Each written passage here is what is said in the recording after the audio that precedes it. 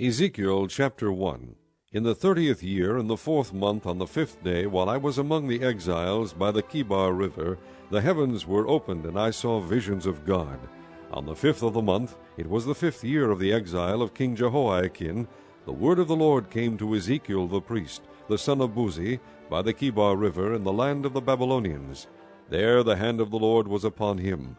I looked, and I saw a windstorm coming out of the north, an immense cloud with flashing lightning, and surrounded by brilliant light. The center of the fire looked like glowing metal, and in the fire was what looked like 4 living creatures. In appearance their form was that of a man, but each of them had 4 faces and 4 wings. Their legs were straight, their feet were like those of a calf, and gleamed like burnished bronze. Under their wings, on their 4 sides, they had the hands of a man. All 4 of them had faces and wings, and their wings touched one another. Each one went straight ahead. They did not turn as they moved. Their faces looked like this. Each of the 4 had the face of a man, and on the right side each had the face of a lion, and on the left the face of an ox. Each also had the face of an eagle. Such were their faces. Their wings were spread out upward. Each had 2 wings, one touching the wing of another creature on either side, and 2 wings covering its body. Each one went straight ahead.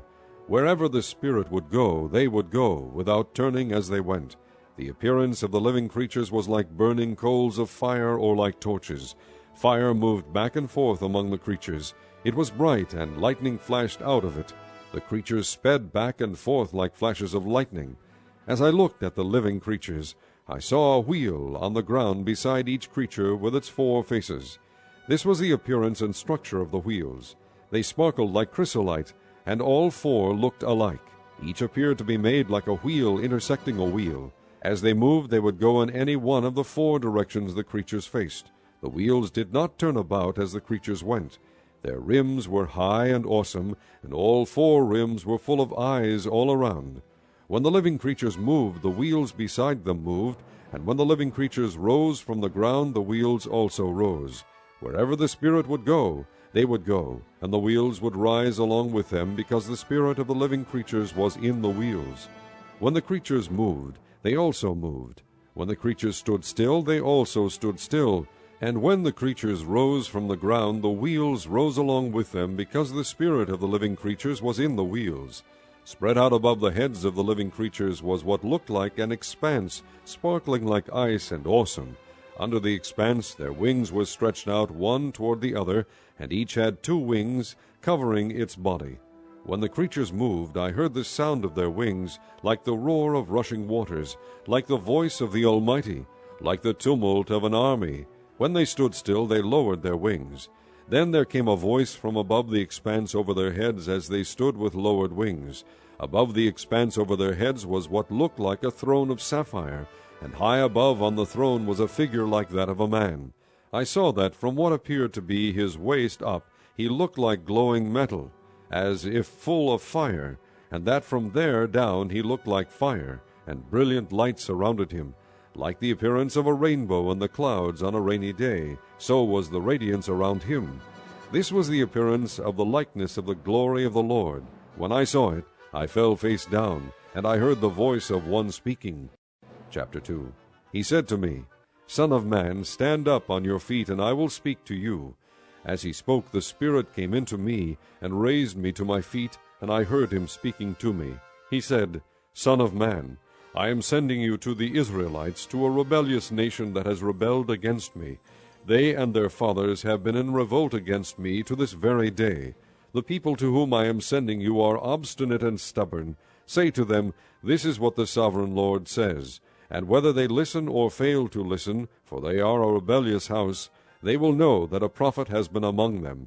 And you, Son of man, do not be afraid of them or their words. Do not be afraid, though briars and thorns are all around you, and you live among scorpions. Do not be afraid of what they say, or terrified by them, though they are a rebellious house. You must speak my words to them, whether they listen or fail to listen, for they are rebellious. But you, Son of man, listen to what I say to you. Do not rebel like that rebellious house. Open your mouth and eat what I give you. Then I looked, and I saw a hand stretched out to me. In it was a scroll, which he unrolled before me. On both sides of it were written words of lament and mourning and woe. Chapter 3. And he said to me, Son of man, eat what is before you, eat this scroll. Then go and speak to the house of Israel. So I opened my mouth, and he gave me the scroll to eat. Then he said to me, Son of man, eat this scroll I am giving you, and fill your stomach with it. So I ate it, and it tasted as sweet as honey in my mouth. He then said to me, Son of man, go now to the house of Israel, and speak my words to them. You are not being sent to a people of obscure speech and difficult language, but to the house of Israel, not to many peoples of obscure speech and difficult language, whose words you cannot understand. Surely if I had sent you to them, they would have listened to you. But the house of Israel is not willing to listen to you, because they are not willing to listen to me. For the whole house of Israel is hardened and obstinate.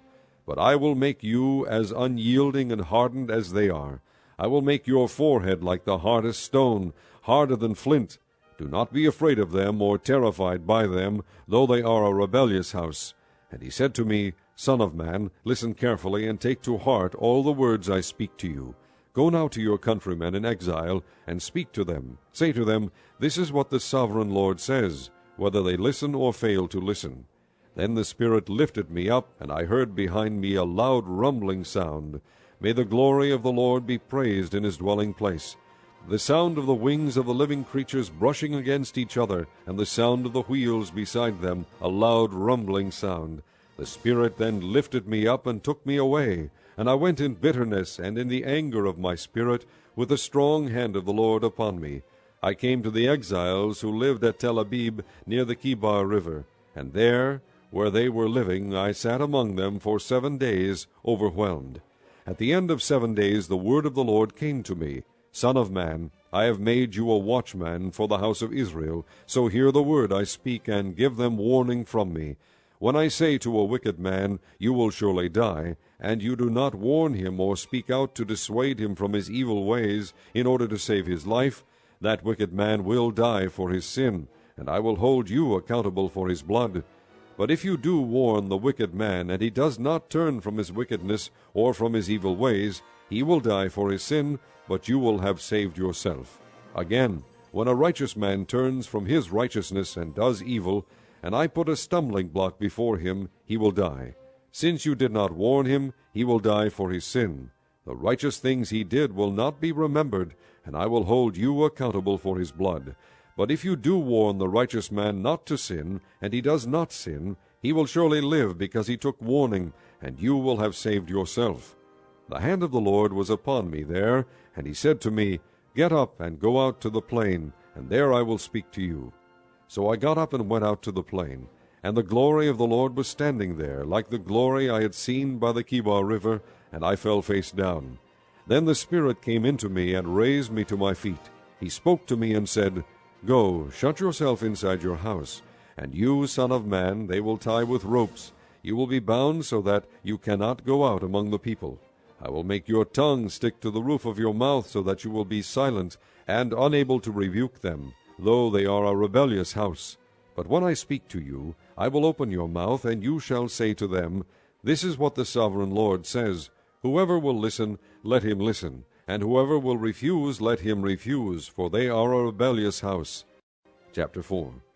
Now, son of man, take a clay tablet, put it in front of you, and draw the city of Jerusalem on it. Then lay siege to it, erect siege works against it, build a ramp up to it, set up camps against it, and put battering rams around it. Then take an iron pan, place it as an iron wall between you and the city, and turn your face toward it. It will be under siege, and you shall besiege it. This will be a sign to the house of Israel. Then lie on your left side, and put the sin of the house of Israel upon yourself. You are to bear their sin for the number of days you lie on your side. I have assigned you the same number of days as the years of their sin. So for 390 days you will bear the sin of the house of Israel. After you have finished this, lie down again, this time on your right side, and bear the sin of the house of Judah. I have assigned you 40 days, a day for each year.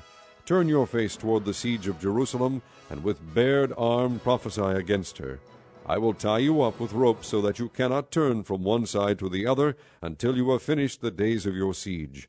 Take wheat and barley, beans and lentils, millet and spelt. Put them in a storage jar, and use them to make bread for yourself. You are to eat it during the 390 days you lie on your side. Weigh out 20 shekels of food to eat each day, and eat it at set times. Also measure out a sixth of a hin of water, and drink it at set times. Eat the food as you would a barley cake. Bake it in the sight of the people, using human excrement for fuel. The Lord said, In this way the people of Israel will eat defiled food among the nations where I will drive them. Then I said, Not so, sovereign Lord, I have never defiled myself. From my youth until now I have never eaten anything found dead or torn by wild animals. No unclean meat has ever entered my mouth. Very well, he said, I will let you bake your bread over cow manure instead of human excrement. He then said to me, Son of man, I will cut off the supply of food in Jerusalem. The people will eat rationed food in anxiety and drink rationed water in despair, for food and water will be scarce. They will be appalled at the sight of each other, and will waste away because of their sin. Chapter 5. Now, son of man, take a sharp sword, and use it as a barber's razor to shave your head and your beard. Then take a set of scales and divide up the hair. When the days of your siege come to an end, burn a third of the hair with fire inside the city. Take a third and strike it with a sword all around the city, and scatter a third to the wind, for I will pursue them with drawn sword. But take a few strands of hair and tuck them away in the folds of your garment. Again, take a few of these and throw them into the fire and burn them up. A fire will spread from there to the whole house of Israel. This is what the sovereign Lord says. This is Jerusalem, which I have set in the center of the nations, with countries all around her.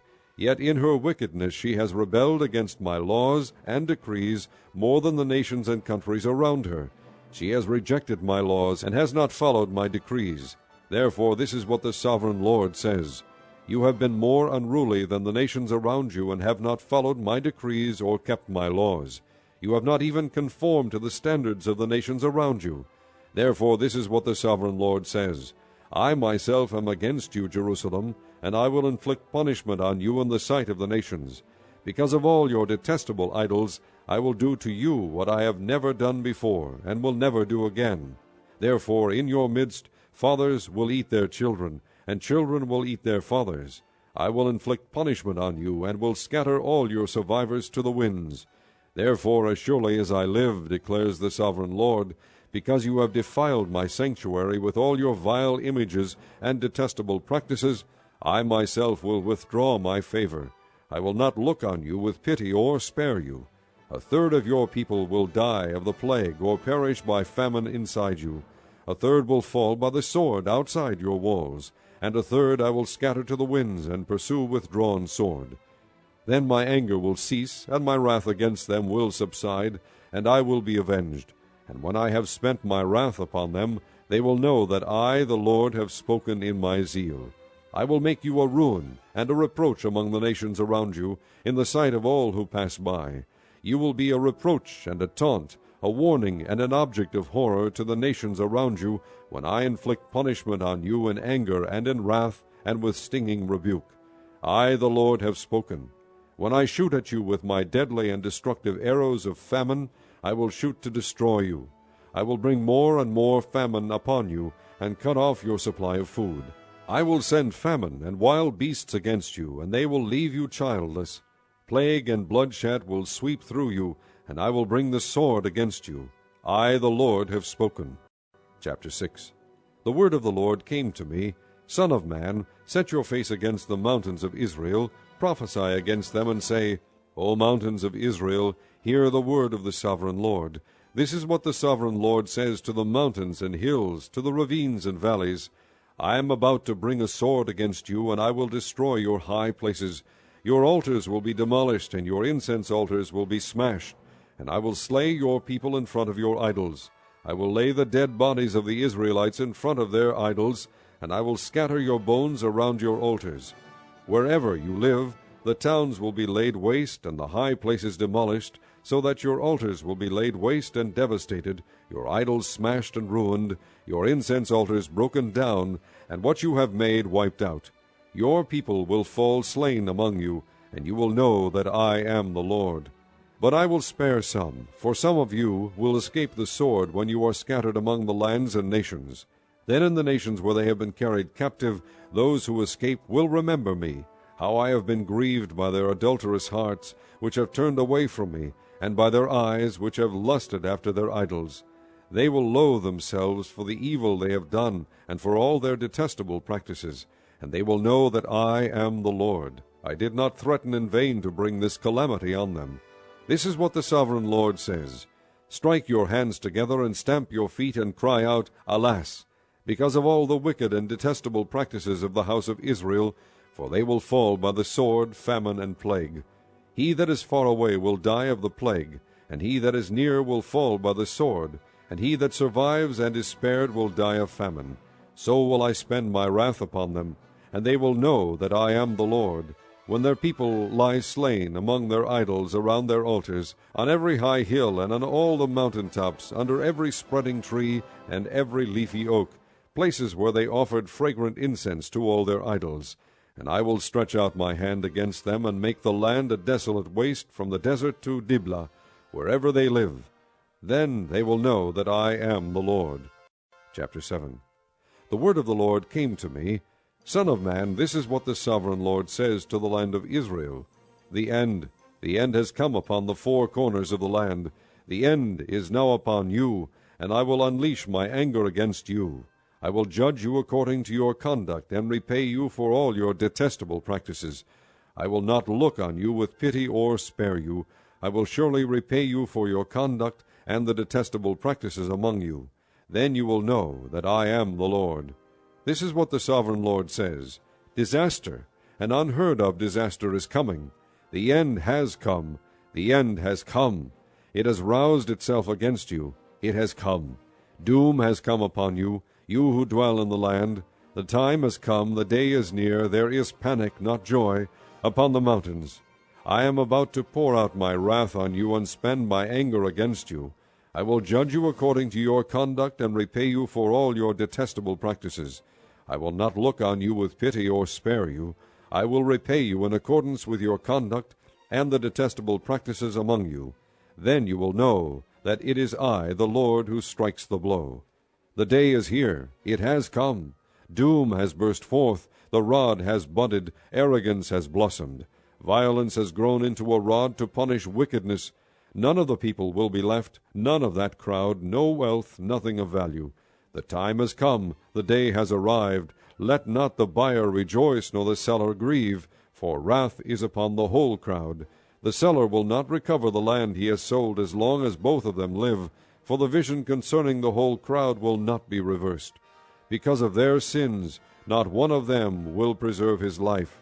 Though they blow the trumpet and get everything ready, no one will go into battle, for my wrath is upon the whole crowd. Outside is the sword, inside are plague and famine. Those in the country will die by the sword, and those in the city will be devoured by famine and plague. All who survive and escape will be in the mountains, moaning like doves of the valleys, each because of his sins. Every hand will go limp, and every knee will become as weak as water. They will put on sackcloth and be clothed with terror. Their faces will be covered with shame, and their heads will be shaved. They will throw their silver into the streets, and their gold will be an unclean thing. Their silver and gold will not be able to save them in the day of the Lord's wrath. They will not satisfy their hunger, or fill their stomachs with it, for it has made them stumble into sin. They were proud of their beautiful jewelry, and used it to make their detestable idols and vile images. Therefore I will turn these into an unclean thing for them. I will hand it all over as plunder to foreigners, and as loot to the wicked of the earth, and they will defile it. I will turn my face away from them, and they will desecrate my treasured place. Robbers will enter it and desecrate it. Prepare chains, because the land is full of bloodshed, and the city is full of violence. I will bring the most wicked of the nations to take possession of their houses. I will put an end to the pride of the mighty, and their sanctuaries will be desecrated. When terror comes, they will seek peace, but there will be none. Calamity upon calamity will come, and rumor upon rumor. They will try to get a vision from the prophet. The teaching of the law by the priest will be lost, as will the counsel of the elders. The king will mourn, the prince will be clothed with despair, and the hands of the people of the land will tremble. I will deal with them according to their conduct, and by their own standards I will judge them. Then they will know that I am the Lord. Chapter 8. In the 6th year, in the 6th month, on the 5th day, while I was sitting in my house, and the elders of Judah were sitting before me, the hand of the sovereign Lord came upon me there. I looked, and I saw a figure like that of a man. From what appeared to be his waist down he was like fire, and from there up his appearance was as bright as glowing metal. He stretched out what looked like a hand, and took me by the hair of my head. The Spirit lifted me up between earth and heaven, and in visions of God he took me to Jerusalem, to the entrance to the north gate of the inner court, where the idol that provokes to jealousy stood. And there before me was the glory of the God of Israel, as in the vision I had seen in the plain. Then he said to me, Son of man, look toward the north. So I looked, and in the entrance north of the gate of the altar I saw this idol of jealousy. And he said to me, Son of man, do you see what they are doing? The utterly detestable things the house of Israel is doing here, things that will drive me far from my sanctuary. But you will see things that are even more detestable. Then he brought me to the entrance to the court. I looked, and I saw a hole in the wall. He said to me, Son of man, now dig into the wall. So I dug into the wall and saw a doorway there. And he said to me, Go in and see the wicked and detestable things they are doing here. So I went in and looked, and I saw portrayed all over the walls all kinds of crawling things and detestable animals, and all the idols of the house of Israel.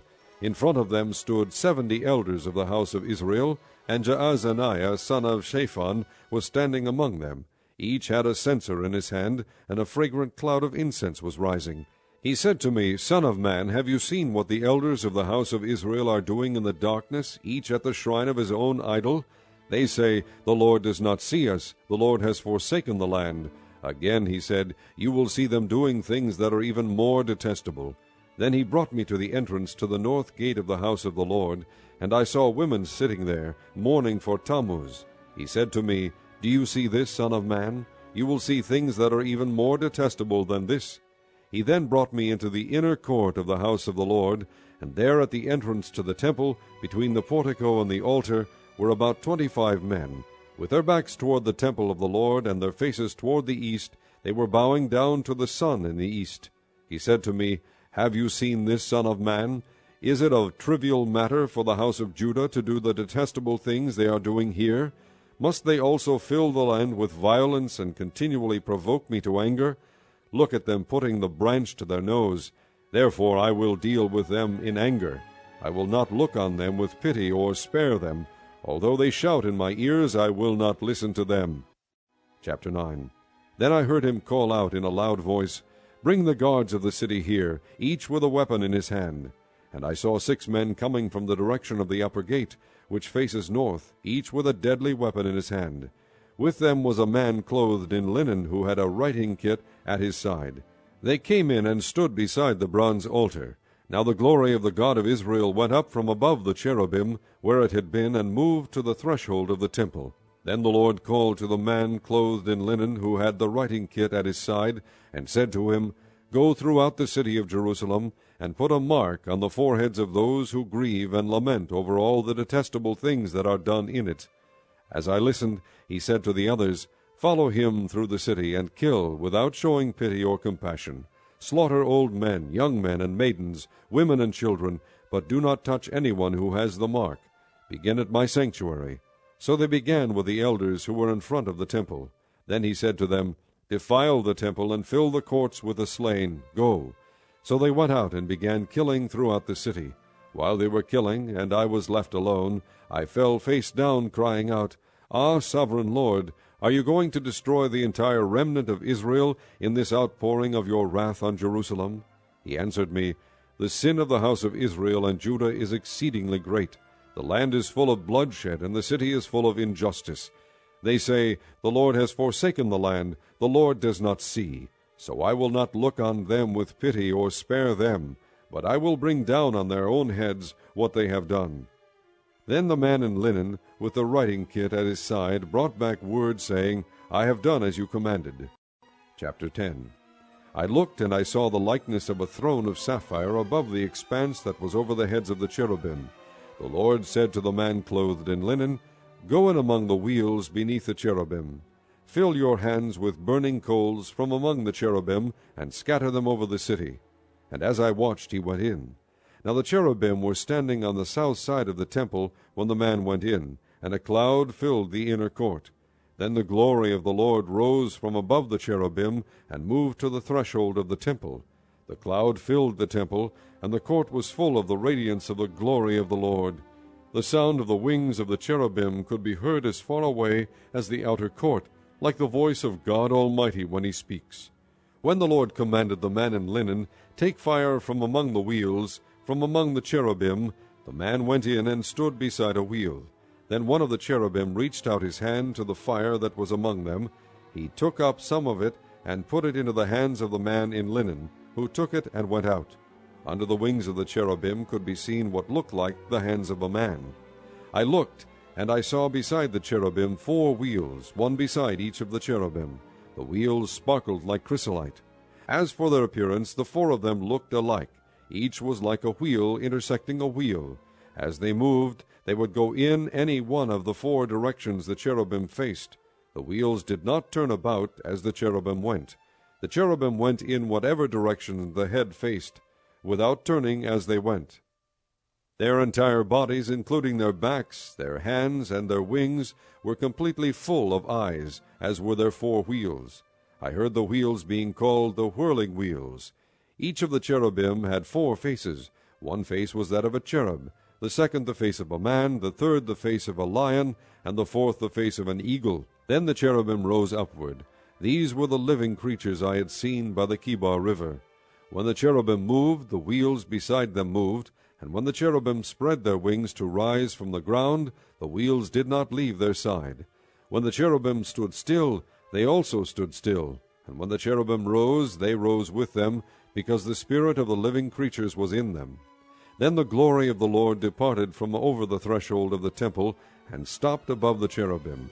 While I watched, the cherubim spread their wings and rose from the ground, and as they went, the wheels went with them. They stopped at the entrance to the east gate of the Lord's house, and the glory of the God of Israel was above them. These were the living creatures I had seen beneath the God of Israel by the Kibar River, and I realized that they were cherubim. Each had 4 faces and 4 wings, and under their wings was what looked like the hands of a man. Their faces had the same appearance as those I had seen by the Kibar River. Each one went straight ahead. Chapter 11. Then the Spirit lifted me up, and brought me to the gate of the house of the Lord that faces east. There at the entrance to the gate were 25 men, and I saw among them Jaazaniah son of Azur, and Pelatiah son of Benaiah, leaders of the people. The Lord said to me, Son of man, these are the men who are plotting evil and giving wicked advice in this city. They say, Will it not soon be time to build houses? This city is a cooking pot, and we are the meat. Therefore prophesy against them. Prophesy, Son of man. Then the Spirit of the Lord came upon me, and he told me to say, This is what the Lord says. This is what you are saying, O house of Israel, but I know what is going through your mind. You have killed many people in this city, and filled its streets with the dead. Therefore this is what the sovereign Lord says. The bodies you have thrown there are the meat, and this city is the pot, but I will drive you out of it. You fear the sword, and the sword is what I will bring against you, declares the sovereign Lord. I will drive you out of the city, and hand you over to foreigners, and inflict punishment on you. You will fall by the sword, and I will execute judgment on you at the borders of Israel. Then you will know that I am the Lord. This city will not be a pot for you, nor will you be the meat in it. I will execute judgment on you at the borders of Israel, and you will know that I am the Lord, for you have not followed my decrees or kept my laws, but have conformed to the standards of the nations around you. Now as I was prophesying, Pelatiah son of Benaiah died. Then I fell face down and cried out in a loud voice, Ah, sovereign Lord, will you completely destroy the remnant of Israel?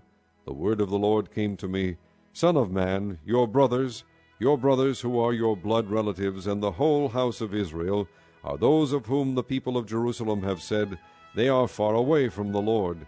This land was given to us as our possession. Therefore say, This is what the sovereign Lord says, Although I sent them far away among the nations, and scattered them among the countries, yet for a little while I have been a sanctuary for them in the countries where they have gone. Therefore say, This is what the sovereign Lord says, I will gather you from the nations, and bring you back from the countries where you have been scattered, and I will give you back the land of Israel again. They will return to it, and remove all its vile images and detestable idols. I will give them an undivided heart, and put a new spirit in them. I will remove from them their heart of stone, and give them a heart of flesh. Then they will follow my decrees, and be careful to keep my laws. They will be my people, and I will be their God. But as for those whose hearts are devoted to their vile images and detestable idols, I will bring down on their own heads what they have done, declares the sovereign Lord. Then the cherubim, with the wheels beside them, spread their wings, and the glory of the God of Israel was above them. The glory of the Lord went up from within the city, and stopped above the mountain east of it. The Spirit lifted me up, and brought me to the exiles in Babylonia, in the vision given by the Spirit of God. Then the vision I had seen went up from me, and I told the exiles everything the Lord had shown me.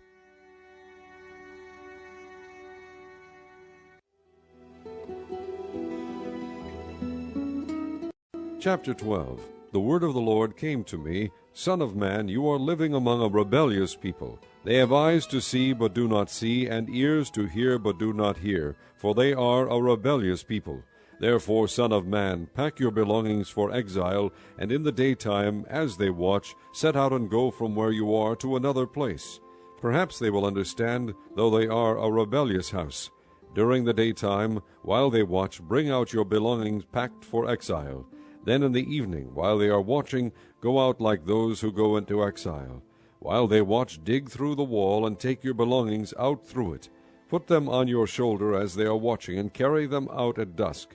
Cover your face so that you cannot see the land, for I have made you a sign to the house of Israel. So I did as I was commanded. During the day I brought out my things packed for exile. Then in the evening I dug through the wall with my hands. I took my belongings out at dusk, carrying them on my shoulders while they watched. In the morning the word of the Lord came to me, Son of man, did not that rebellious house of Israel ask you, What are you doing? Say to them, This is what the sovereign Lord says. This oracle concerns the prince in Jerusalem and the whole house of Israel who are there. Say to them, I am a sign to you. As I have done, so it will be done to them. They will go into exile as captives. The prince among them will put his things on his shoulder at dusk and leave, and a hole will be dug in the wall for him to go through. He will cover his face so that he cannot see the land. I will spread my net for him, and he will be caught in my snare. I will bring him to Babylonia, the land of the Chaldeans, but he will not see it, and there he will die. I will scatter to the winds all those around him, his staff and all his troops, and I will pursue them with drawn sword. They will know that I am the Lord when I disperse them among the nations and scatter them through the countries. But I will spare a few of them from the sword, famine, and plague, so that in the nations where they go they may acknowledge all their detestable practices. Then they will know that I am the Lord. The word of the Lord came to me, Son of man, tremble as you eat your food, and shudder in fear as you drink your water. Say to the people of the land, This is what the sovereign Lord says about those living in Jerusalem and in the land of Israel. They will eat their food in anxiety and drink their water in despair, for their land will be stripped of everything in it because of the violence of all who live there. The inhabited towns will be laid waste, and the land will be desolate. Then you will know that I am the Lord. The word of the Lord came to me, Son of man, what is this proverb you have in the land of Israel? The days go by, and every vision comes to nothing. Say to them, This is what the sovereign Lord says. I am going to put an end to this proverb, and they will no longer quote it in Israel. Say to them, The days are near when every vision will be fulfilled, for there will be no more false visions or flattering divinations among the people of Israel. But I, the Lord, will speak what I will, and it shall be fulfilled without delay. For in your days, you rebellious house, I will fulfill whatever I say, declares the sovereign Lord. The word of the Lord came to me, Son of man, the house of Israel is saying, The vision he sees is for many years from now. And he prophesies about the distant future. Therefore say to them, This is what the sovereign Lord says, None of my words will be delayed any longer. Whatever I say will be fulfilled, declares the sovereign Lord. Chapter 13. The word of the Lord came to me, Son of man, prophesy against the prophets of Israel who are now prophesying. Say to those who prophesy out of their own imagination, Hear the word of the Lord. This is what the sovereign Lord says. Woe to the foolish prophets who follow their own spirit and have seen nothing. Your prophets, O Israel, are like jackals among ruins. You have not gone up to the breaks in the wall to repair it for the house of Israel, so that it will stand firm in the battle on the day of the Lord. Their visions are false, and their divinations a lie.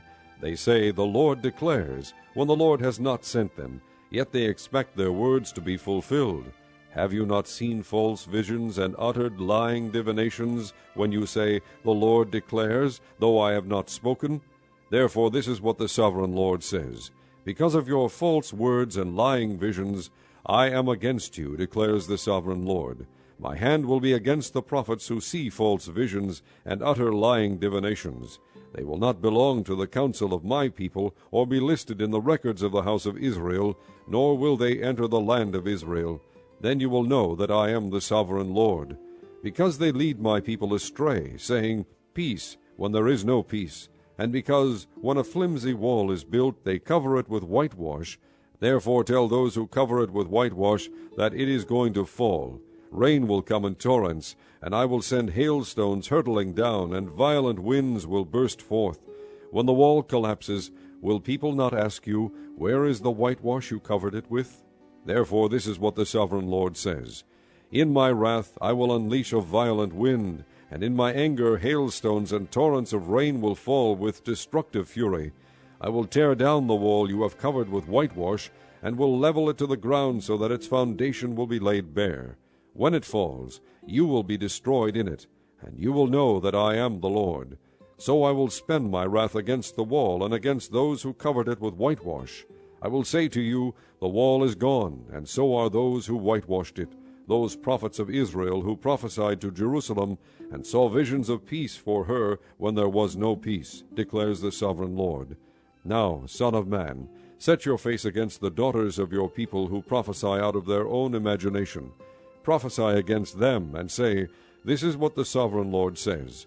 Woe to the women who sew magic charms on all their wrists, and make veils of various lengths for their heads in order to ensnare people. Will you ensnare the lives of my people, but preserve your own? You have profaned me among my people for a few handfuls of barley and scraps of bread. By lying to my people who listen to lies, you have killed those who should not have died, and have spared those who should not live. Therefore this is what the sovereign Lord says, I am against your magic charms with which you ensnare people like birds, and I will tear them from your arms. I will set free the people that you ensnare like birds. I will tear off your veils and save my people from your hands, and they will no longer fall prey to your power. Then you will know that I am the Lord, because you disheartened the righteous with your lies, when I had brought them no grief, and because you encouraged the wicked not to turn from their evil ways, and so save their lives. Therefore you will no longer see false visions or practice divination. I will save my people from your hands, and then you will know that I am the Lord. Chapter 14.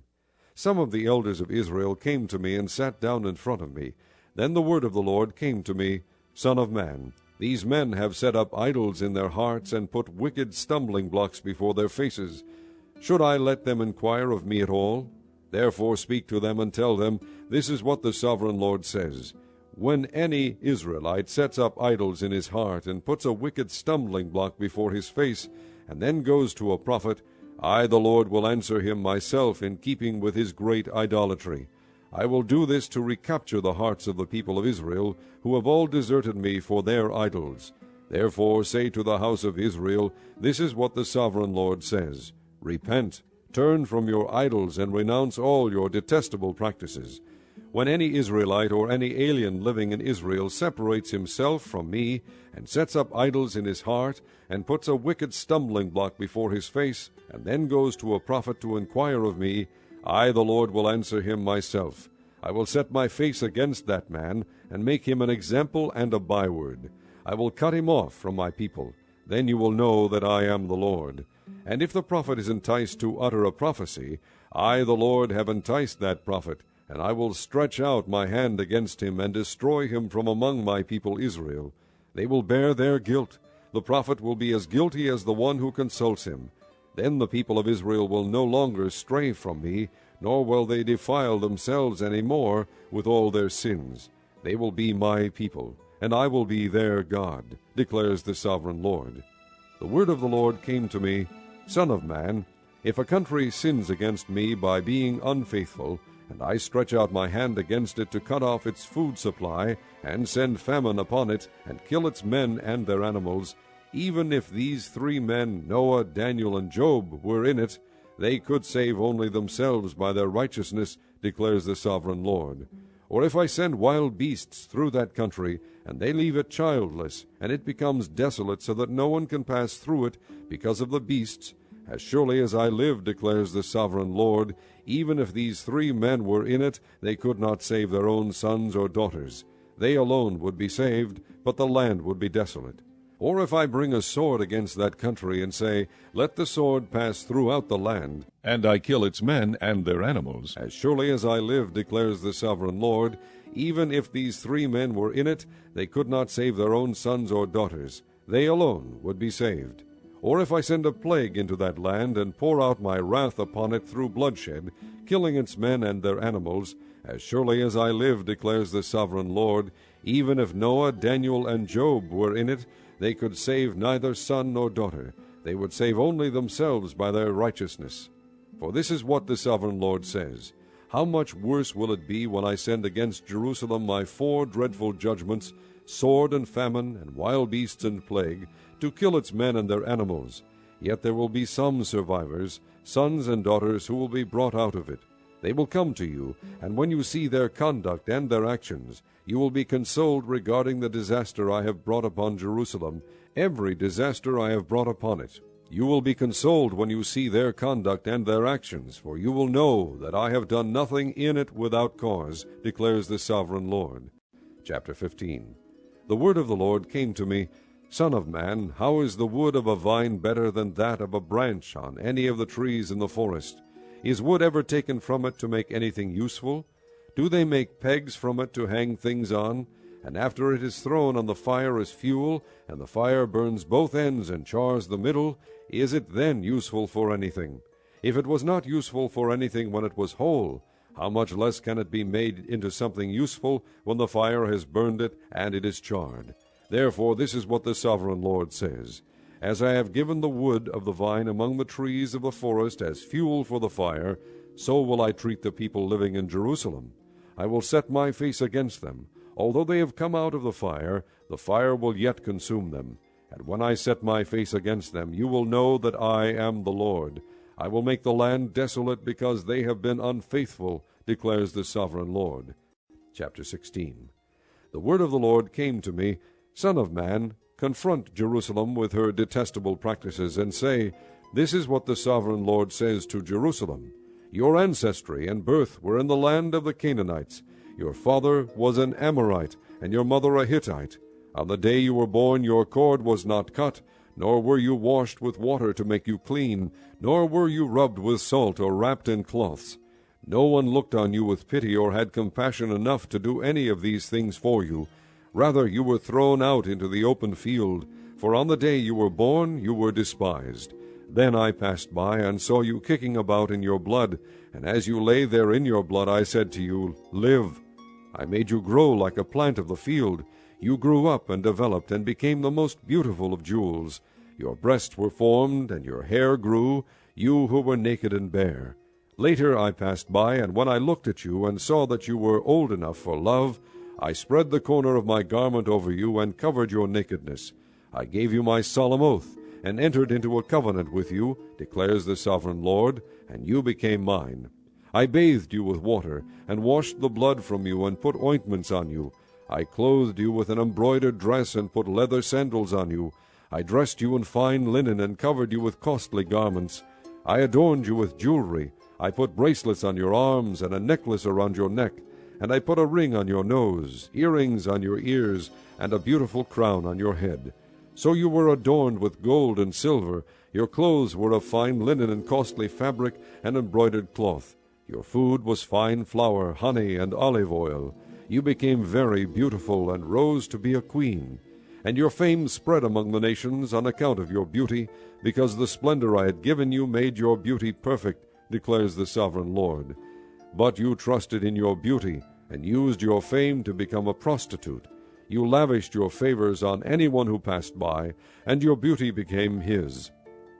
You took some of your garments to make gaudy high places, where you carried on your prostitution. Such things should not happen, nor should they ever occur.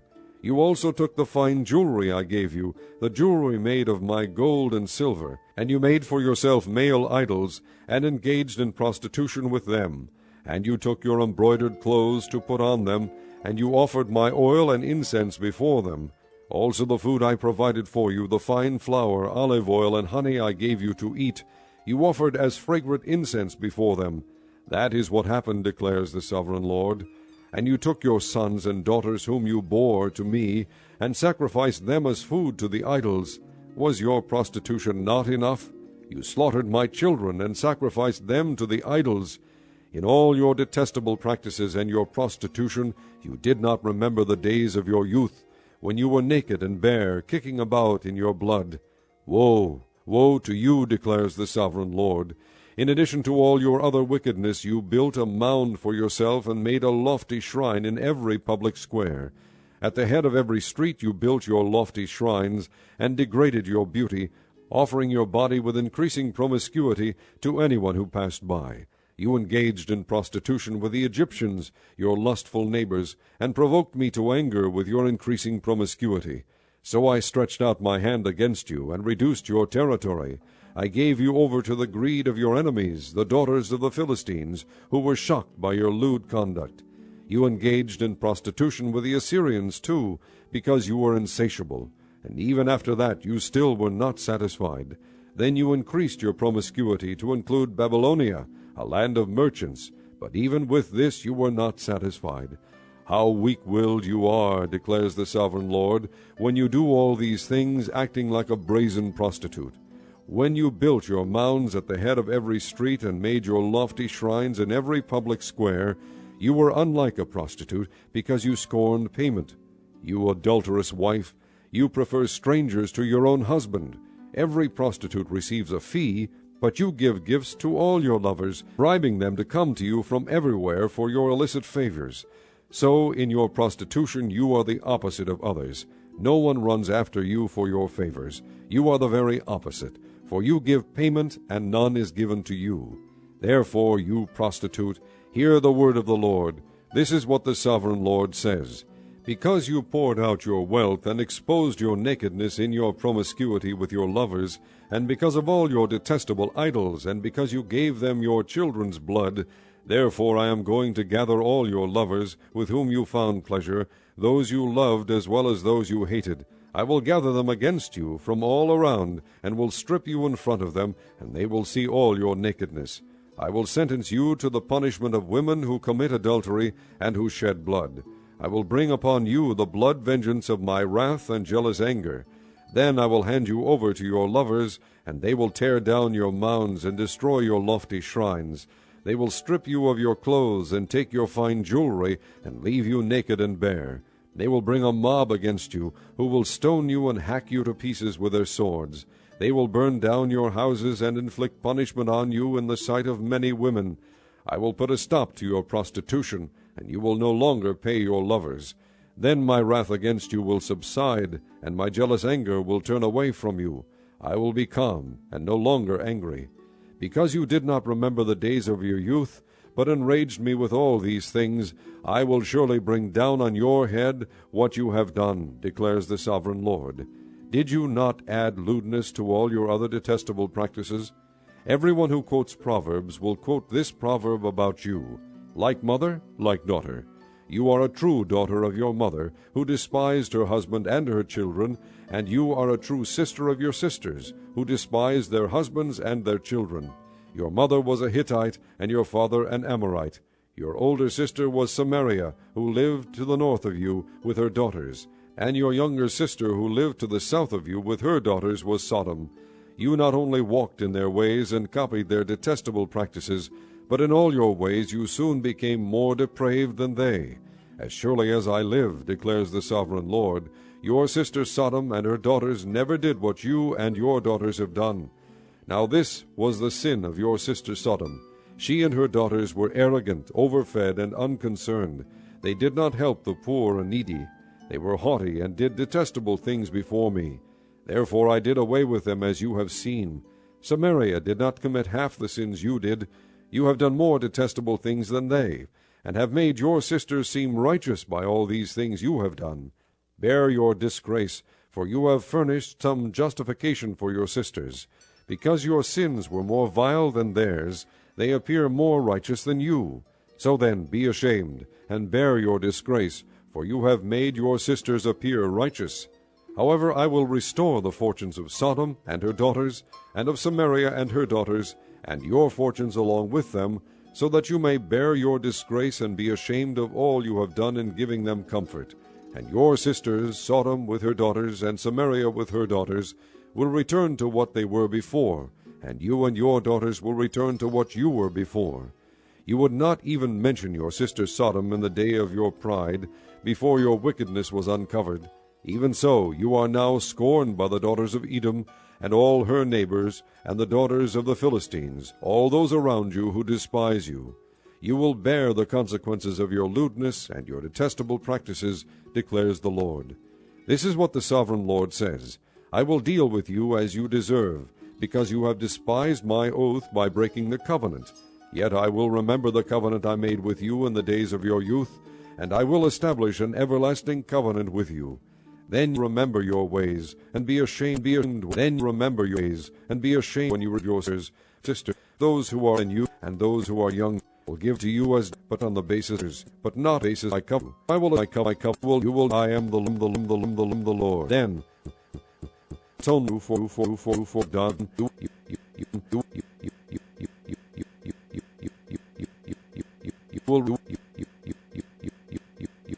Sovereign Lord. Chapter 17. The word of the Lord came to me, Son of man, set forth an allegory, and tell the house of Israel a parable. Say to them, This is what the sovereign Lord says.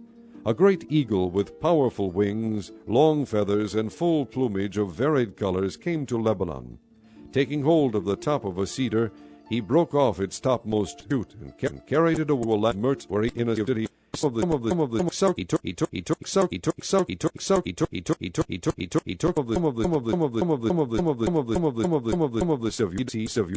and put it in fertile soil, turned toward him, but its roots remained under it. So it became a vine and produced branches and put out leafy boughs. But there was another great eagle, with powerful wings and full plumage. The vine now sent out its roots toward him from the plot where it was planted, and stretched out its branches to him for water. It had been planted in good soil by abundant water, so that it would produce branches, bear fruit, and become a splendid vine. Say to them, This is what the sovereign Lord says. Will it thrive? Will it not be uprooted and stripped of its fruit, so that it withers? All its new growth will wither. It will not take a strong arm or many people to pull it up by the roots. Even if it is transplanted, will it thrive? Will it not wither completely when the east wind strikes it, wither away in the plot where it grew? Then the word of the Lord came to me, Say to this rebellious house, Do you not know what these things mean? Say to them, The king of Babylon went to Jerusalem and carried off her king and her nobles, bringing them back with him to Babylon. Then he took a member of the royal family and made a treaty with him, putting him under oath. He also carried away the leading men of the land, so that the kingdom would be brought low, unable to rise again, surviving only by keeping his treaty. But the king rebelled against him by sending his envoys to Egypt to get horses and a large army. Will he succeed? Will he who does such things escape? Will he break the treaty and yet escape? As surely as I live, declares the sovereign Lord, he shall die in Babylon, in the land of the king who put him on the throne, whose oath he despised and whose treaty he broke. Pharaoh with his mighty army and great horde will be of no help to him in war, when ramps are built and siege works erected to destroy many lives. He despised the oath by breaking the covenant. Because he had given his hand in pledge, and yet did all these things, he shall not escape. Therefore this is what the sovereign Lord says, As surely as I live, I will bring down on his head my oath that he despised, and my covenant that he broke. I will spread my net for him, and he will be caught in my snare. I will bring him to Babylon, and execute judgment upon him there, because he was unfaithful to me. All his fleeing troops will fall by the sword, and the survivors will be scattered to the winds.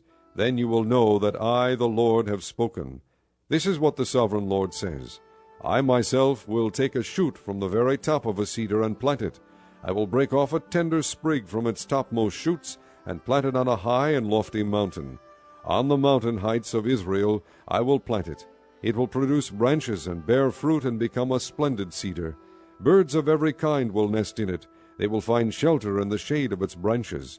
All the trees of the field will know that I, the Lord, bring down the tall tree and make the low tree grow tall. I dry up the green tree and make the dry tree flourish. I, the Lord, have spoken, and I will do it. Chapter 18. The word of the Lord came to me. What do you people mean by quoting this proverb about the land of Israel? The fathers eat sour grapes, and the children's teeth are set on edge.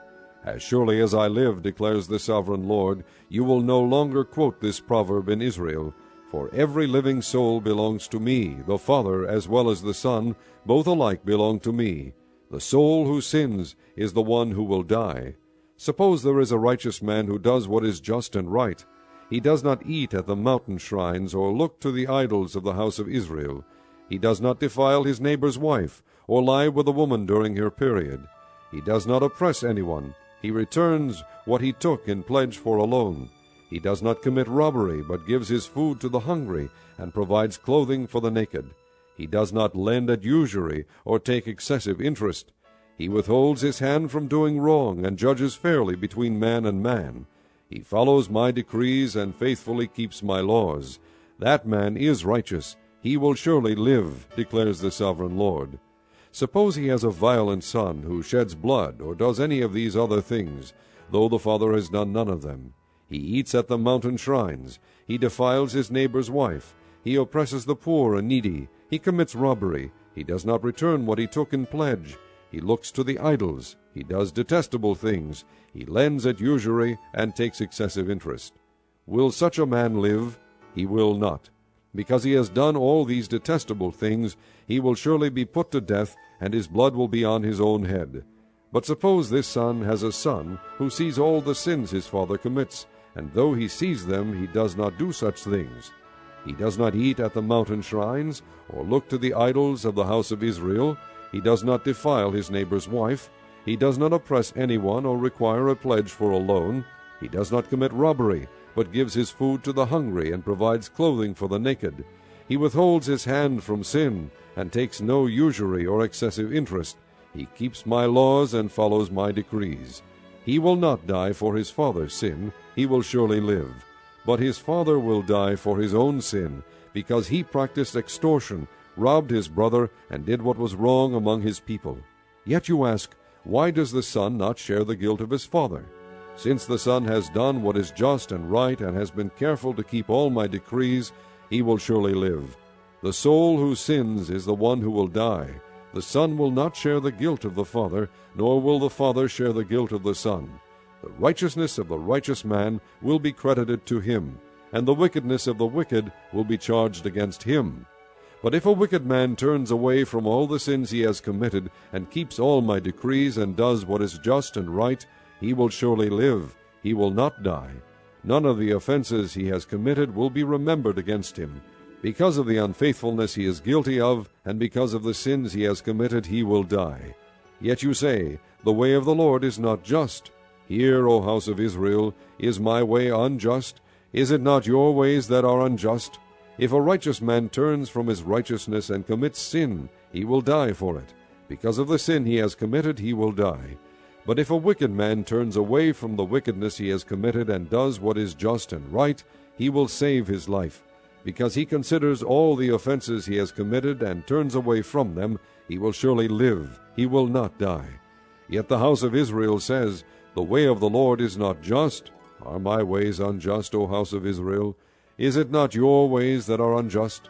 Therefore, O house of Israel, I will judge you, each one according to his ways, declares the sovereign Lord.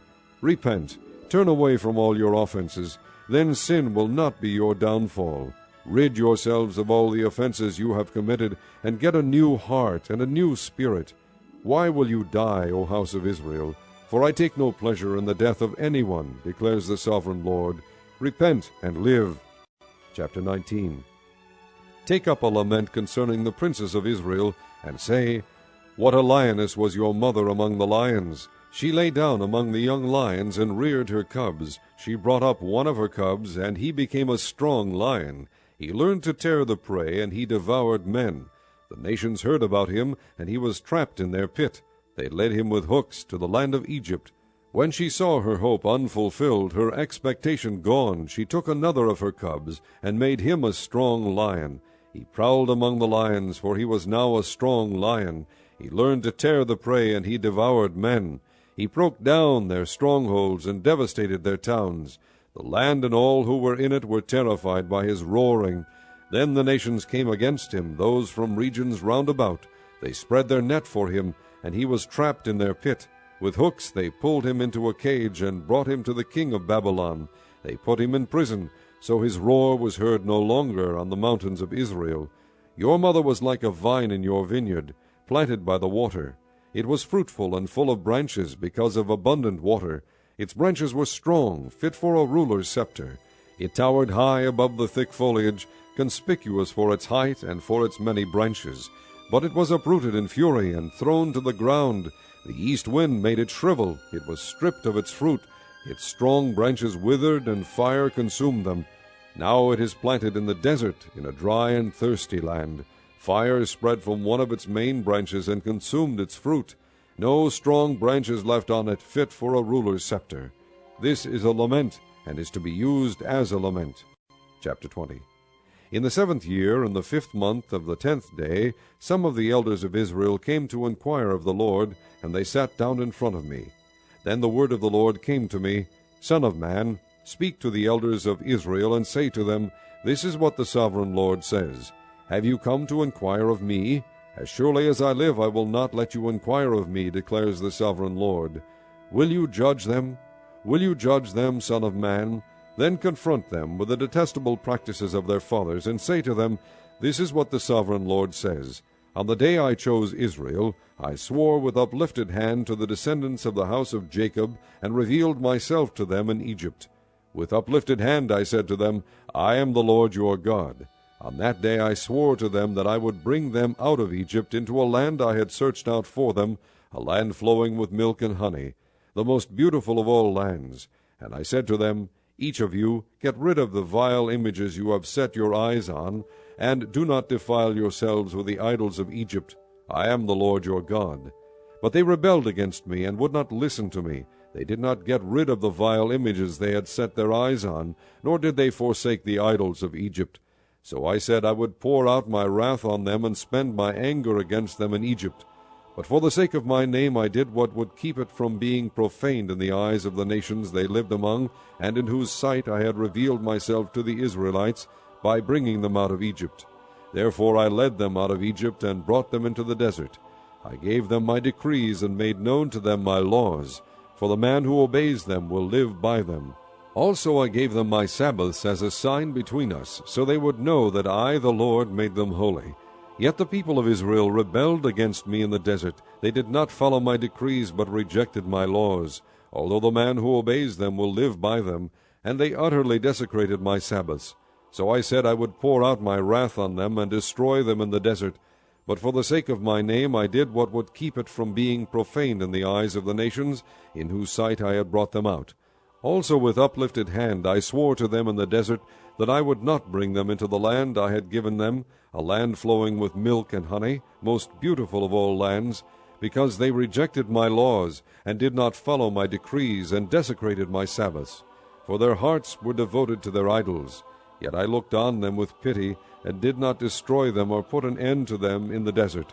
I said to their children in the desert, Do not follow the statutes of your fathers, or keep their laws, or defile yourselves with their idols.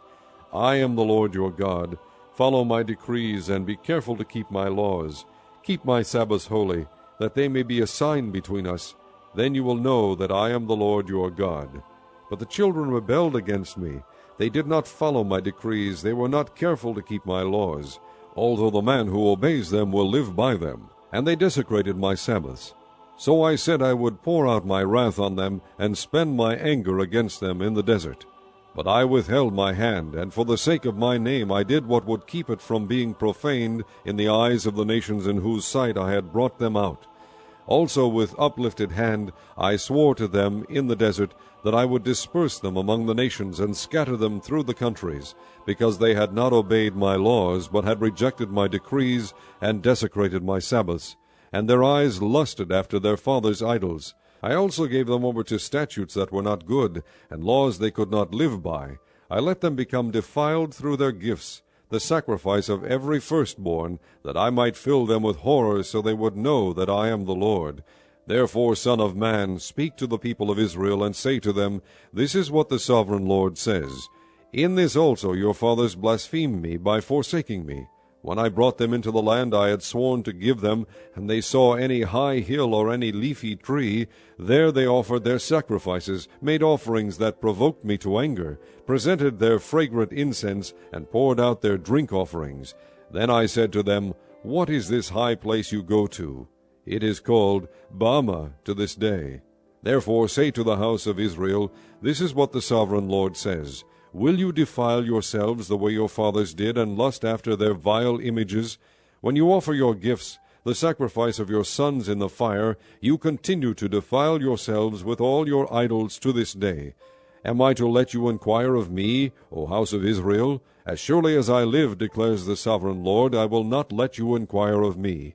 You say, We want to be like the nations, like the peoples of the world, who serve wood and stone. But what you have in mind will never happen. As surely as I live, declares the sovereign Lord, I will rule over you with a mighty hand, and an outstretched arm, and with outpoured wrath. I will bring you from the nations, and gather you from the countries where you have been scattered, with a mighty hand, and an outstretched arm, and with outpoured wrath. I will bring you into the desert of the nations, and there, face to face, I will execute judgment upon you. As I judged your fathers in the desert of the land of Egypt, so I will judge you, declares the sovereign Lord. I will take note of you as you pass under my rod, and I will bring you into the bond of the covenant. I will purge you of those who revolt and rebel against me.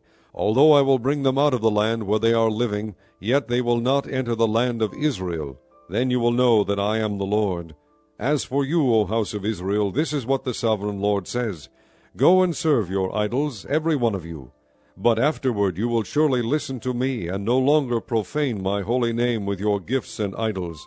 For on my holy mountain, the high mountain of Israel, declares the sovereign Lord, there in the land the entire house of Israel will serve me, and there I will accept them. There I will require your offerings and your choice gifts, along with all your holy sacrifices.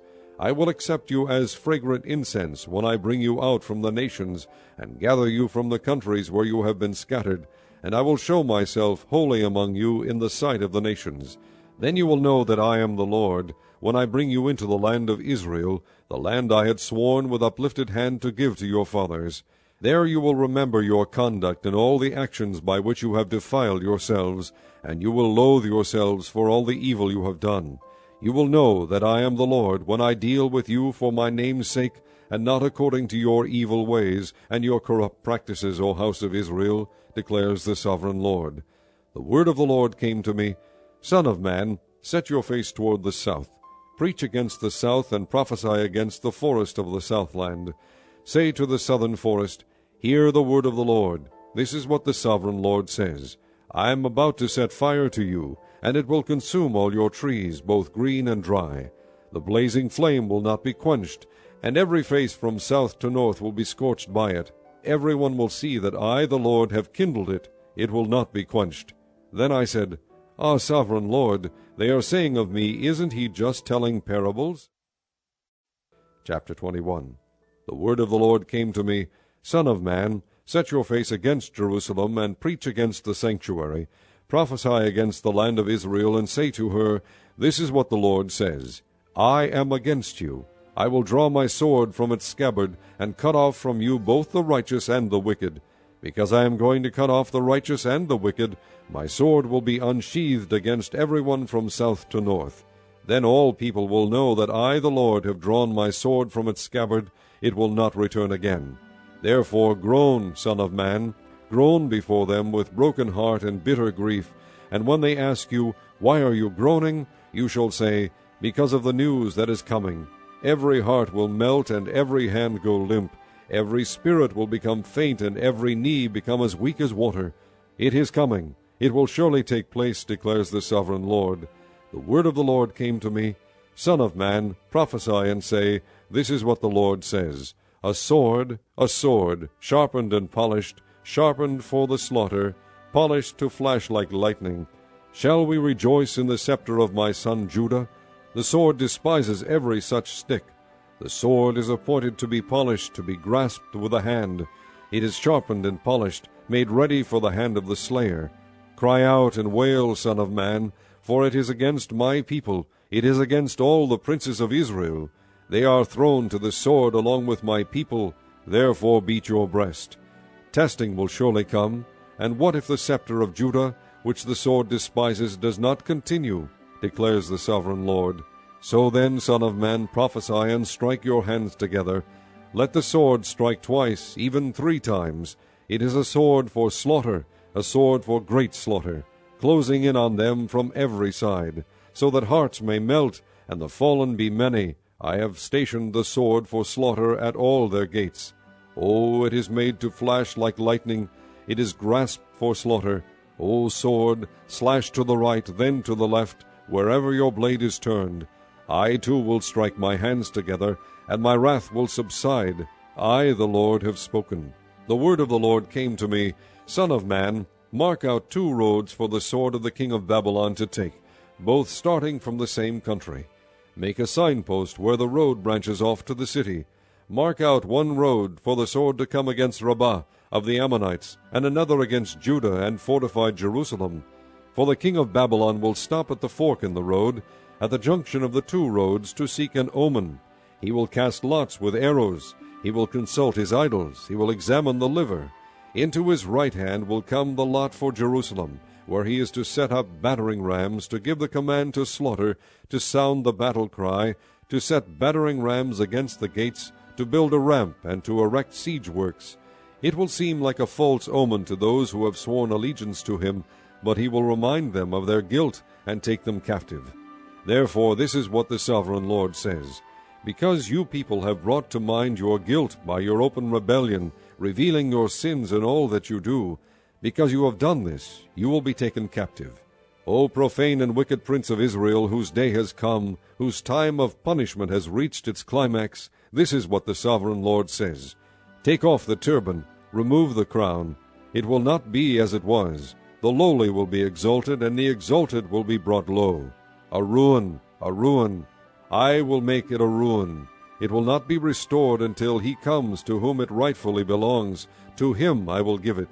And you, Son of man, prophesy and say, This is what the sovereign Lord says about the Ammonites and their insults. A sword drawn for the slaughter, polished to consume and to flash like lightning. Despite false visions concerning you and lying divinations about you, it will be laid on the necks of the wicked who are to be slain, whose day has come, whose time of punishment has reached its climax. Return the sword to its scabbard. In the place where you were created, in the land of your ancestry, I will judge you. I will pour out my wrath upon you and breathe out my fiery anger against you. I will hand you over to brutal men, men skilled in destruction. You will be fuel for the fire. Your blood will be shed in your land. You will be remembered no more, for I the Lord have spoken. Chapter 22. The word of the Lord came to me, Son of man, will you judge her? Will you judge this city of bloodshed? Then confront her with all her detestable practices, and say, This is what the sovereign Lord says. O city that brings on herself doom by shedding blood in her midst, and defiles herself by making idols, you have become guilty because of the blood you have shed, and have become defiled by the idols you have made. You have brought your days to a close, and the end of your years has come. Therefore I will make you an object of scorn to the nations, and a laughingstock to all the countries. Those who are near and those who are far away will mock you, O infamous city full of turmoil. See how each of the princes of Israel who are in you uses his power to shed blood. In you they have treated father and mother with contempt. In you they have oppressed the alien and mistreated the fatherless and the widow. You have despised my holy things and desecrated my Sabbaths. In you are slanderous men bent on shedding blood. In you are those who eat at the mountain shrines and commit lewd acts. In you are those who dishonor their father's bed. In you are those who violate women during their period, when they are ceremonially unclean. In you one man commits a detestable offense with his neighbor's wife, another shamefully defiles his daughter-in-law, and another violates his sister, his own father's daughter. In you men accept bribes to shed blood. You take usury and excessive interest, and make unjust gain from your neighbors by extortion. And you have forgotten me, declares the sovereign Lord. I will surely strike my hands together at the unjust gain you have made, and at the blood you have shed in your midst. Will your courage endure, and your hands be strong in the day that I deal with you? I, the Lord, have spoken, and I will do it. I will disperse you among the nations, and scatter you through the countries, and I will put an end to your uncleanness. When you have been defiled in the eyes of the nations, you will know that I am the Lord. Then the word of the Lord came to me, Son of man, the house of Israel has become dross to me. All of them are the copper, tin, iron, and lead left inside a furnace. They are but the dross of silver. Therefore this is what the sovereign Lord says, Because you have all become dross, I will gather you into Jerusalem. As men gather silver, copper, iron, lead, and tin into a furnace to melt it with a fiery blast, so will I gather you in my anger and my wrath, and put you inside the city and melt you. I will gather you, and I will blow on you with my fiery wrath, and you will be melted inside her. As silver is melted in a furnace, so you will be melted inside her, and you will know that I, the Lord, have poured out my wrath upon you. Again the word of the Lord came to me, Son of man, say to the land, You are a land that has had no rain or showers in the day of wrath. There is a conspiracy of her princes within her, like a roaring lion tearing its prey. They devour people, take treasures and precious things, and make many widows within her. Her priests do violence to my law, and profane my holy things. They do not distinguish between the holy and the common. They teach that there is no difference between the unclean and the clean, and they shut their eyes to the keeping of my Sabbaths, so that I am profaned among them. Her officials within her are like wolves tearing their prey. They shed blood and kill people to make unjust gain. Her prophets whitewash these deeds for them by false visions and lying divinations. They say, This is what the sovereign Lord says, when the Lord has not spoken. The people of the land practice extortion and commit robbery. They oppress the poor and needy, and mistreat the alien, denying them justice. I looked for a man among them who would build up the wall and stand before me in the gap on behalf of the land, so I would not have to destroy it, but I found none. So I will pour out my wrath on them and consume them with my fiery anger, bringing down on their own heads all they have done, declares the sovereign Lord. Chapter 23. The word of the Lord came to me, Son of man, there were 2 women, daughters of the same mother. They became prostitutes in Egypt, engaging in prostitution from their youth. In that land their breasts were fondled, and their virgin bosoms caressed. The older was named Oholah, and her sister was Oholibah. They were mine, and gave birth to sons and daughters. Oholah is Samaria, and Oholibah is Jerusalem. Oholah engaged in prostitution while she was still mine, and she lusted after her lovers the Assyrians, warriors clothed in blue, governors and commanders, all of them handsome young men and mounted horsemen. She gave herself as a prostitute to all the elite of the Assyrians, and defiled herself with all the idols of everyone she lusted after. She did not give up the prostitution she began in Egypt, when during her youth men slept with her, caressed her virgin bosom, and poured out their lust upon her. Therefore I handed her over to her lovers, the Assyrians, for whom she lusted. They stripped her naked, took away her sons and daughters, and killed her with the sword. She became a byword among women, and punishment was inflicted on her. Her sister Oholibah saw this, yet in her lust and prostitution she was more depraved than her sister. She too lusted after the Assyrians, governors and commanders, warriors in full dress, mounted horsemen, all handsome young men. I saw that she too defiled herself. Both of them went the same way. But she carried her prostitution still further. She saw men portrayed on a wall, figures of Chaldeans portrayed in red, with belts around their waists and flowing turbans on their heads. All of them looked like Babylonian chariot officers, natives of Chaldea. As soon as she saw them, she lusted after them, and sent messengers to them in Chaldea. Then the Babylonians came to her, to the bed of love, and in their lust they defiled her. After she had been defiled by them, she turned away from them in disgust. When she carried on her prostitution openly and exposed her nakedness, I turned away from her in disgust, just as I had turned away from her sister. Yet she became more and more promiscuous as she recalled the days of her youth, when she was a prostitute in Egypt. There she lusted after her lovers, whose genitals were like those of donkeys, and whose emission was like that of horses. So you longed for the lewdness of your youth, when in Egypt your bosom was caressed, and your young breasts fondled. Therefore, Oholibah, this is what the Sovereign Lord says. I will stir up your lovers against you, those you turned away from in disgust, and I will bring them against you from every side, the Babylonians and all the Chaldeans, the men of Pekod and Shoa and Koa, and all the Assyrians with them, handsome young men, all of them governors and commanders, chariot officers and men of high rank, all mounted on horses. They will come against you with weapons, chariots and wagons, and with a throng of people.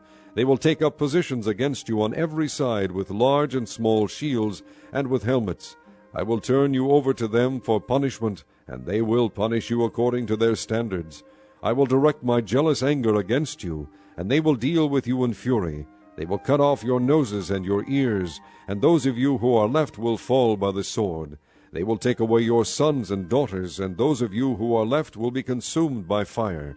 They will also strip you of your clothes, and take your fine jewelry. So I will put a stop to the lewdness and prostitution you began in Egypt. You will not look on these things with longing, or remember Egypt any more. For this is what the Sovereign Lord says. I am about to hand you over to those you hate, to those you turned away from in disgust. They will deal with you in hatred, and take away everything you have worked for. They will leave you naked and bare, and the shame of your prostitution will be exposed. Your lewdness and promiscuity have brought this upon you, because you lusted after the nations, and defiled yourself with their idols. You have gone the way of your sister, so I will put her cup into your hand. This is what the Sovereign Lord says. You will drink your sister's cup, a cup large and deep. It will bring scorn and derision, for it holds so much. You will be filled with drunkenness and sorrow, the cup of ruin and desolation, the cup of your sister Samaria. You will drink it and drain it dry. You will dash it to pieces and tear your breasts. I have spoken, declares the Sovereign Lord. Therefore this is what the Sovereign Lord says. Since you have forgotten me and thrust me behind your back, you must bear the consequences of your lewdness and prostitution. The Lord said to me, Son of man, will you judge Oholah and Oholibah? Then confront them with their detestable practices, for they have committed adultery, and blood is on their hands. They committed adultery with their idols. They even sacrificed their children, whom they bore to me as food for them. They have also done this to me. At that same time they defiled my sanctuary and desecrated my Sabbaths. On the very day they sacrificed their children to their idols, they entered my sanctuary and desecrated it. That is what they did in my house. They even sent messengers for men who came from far away, and when they arrived you bathed yourself for them, painted your eyes, and put on your jewelry. You sat on an elegant couch, with a table spread before it on which you had placed the incense and oil that belonged to me. The noise of a carefree crowd was around her. Sabeans were brought from the desert along with men from the rabble, and they put bracelets on the arms of the woman and her sister, and beautiful crowns on their heads. Then I said about the one worn out by adultery, Now let them use her as a prostitute, for that is all she is. And they slept with her. As men sleep with a prostitute, so they slept with those lewd women Oholah and Oholibah. but righteous men will sentence them to the punishment of women who commit adultery and shed blood, because they are adulterous and blood is on their hands. This is what the sovereign Lord says. Bring a mob against them and give them over to terror and plunder. The mob will stone them and cut them down with their swords. They will kill their sons and daughters and burn down their houses. So I will put an end to lewdness in the land, that all women may take warning and not imitate you. You will suffer the penalty for your lewdness, and bear the consequences of your sins of idolatry. Then you will know that I am the sovereign Lord. Chapter 24. In the 9th year, in the 10th month, on the 10th day, the word of the Lord came to me, Son of man, record this date, this very date, because the king of Babylon has laid siege to Jerusalem this very day. Tell this rebellious house a parable, and say to them, This is what the sovereign Lord says. Put on the cooking pot, put it on, and pour water into it. Put into it the pieces of meat, all the choice pieces, the leg and the shoulder. Fill it with the best of these bones. Take the pick of the flock. Pile wood beneath it for the bones. Bring it to a boil, and cook the bones in it. For this is what the sovereign Lord says. Woe to the city of bloodshed, to the pot now encrusted, whose deposit will not go away. Empty it piece by piece, without casting lots for them. For the blood she shed is in her midst. She poured it on the bare rock. She did not pour it on the ground, where the dust would cover it. To stir up wrath and take revenge, I put her blood on the bare rock, so that it would not be covered. Therefore this is what the sovereign Lord says. Woe to the city of bloodshed! I too will pile the wood high. So heap on the wood, and kindle the fire. Cook the meat well, mixing in the spices, and let the bones be charred. Then set the empty pot on the coals, till it becomes hot, and its copper glows, so its impurities may be melted, and its deposit burned away. It has frustrated all efforts. Its heavy deposit has not been removed, not even by fire. Now your impurity is lewdness, because I tried to cleanse you, but you would not be cleansed from your impurity. You will not be clean again until my wrath against you has subsided. I, the Lord, have spoken. The time has come for me to act. I will not hold back. I will not have pity, nor will I relent. You will be judged according to your conduct and your actions, declares the sovereign Lord. The word of the Lord came to me, Son of man, with one blow I am about to take away from you the delight of your eyes. Yet do not lament or weep or shed any tears. Groan quietly. Do not mourn for the dead. Keep your turban fastened and your sandals on your feet. Do not cover the lower part of your face or eat the customary food of mourners. So I spoke to the people in the morning, and in the evening my wife died. The next morning I did as I had been commanded. Then the people asked me, Won't you tell us what these things have to do with us? So I said to them, The word of the Lord came to me, Say to the house of Israel, This is what the sovereign Lord says. I am about to desecrate my sanctuary, the stronghold in which you take pride, the delight of your eyes, the object of your affection. The sons and daughters you left behind will fall by the sword, and you will do as I have done. You will not cover the lower part of your face or eat the customary food of mourners. You will keep your turbans on your heads and your sandals on your feet. You will not mourn or weep, but will waste away because of your sins, and groan among yourselves. Ezekiel will be a sign to you. You will do just as he has done. When this happens, you will know that I am the sovereign Lord. And you, Son of man, on the day I take away their stronghold, their joy and glory, the delight of their eyes, their heart's desire, and their sons and daughters as well, on that day a fugitive will come to tell you the news. At that time your mouth will be opened. You will speak with him, and will no longer be silent. So you will be a sign to them, and they will know that I am the Lord. Chapter 25. The word of the Lord came to me, Son of man, set your face against the Ammonites, and prophesy against them. Say to them, Hear the word of the sovereign Lord. This is what the sovereign Lord says. Because you said, Aha, over my sanctuary, when it was desecrated, and over the land of Israel, when it was laid waste, and over the people of Judah, when they went into exile, therefore I am going to give you to the people of the east as a possession. They will set up their camps, and pitch their tents among you. They will eat your fruit and drink your milk. I will turn Rabbah into a pasture for camels, and Ammon into a resting place for sheep. Then you will know that I am the Lord. For this is what the sovereign Lord says, Because you have clapped your hands and stamped your feet, rejoicing with all the malice of your heart against the land of Israel, Therefore I will stretch out my hand against you, and give you as plunder to the nations. I will cut you off from the nations, and exterminate you from the countries. I will destroy you, and you will know that I am the Lord. This is what the sovereign Lord says.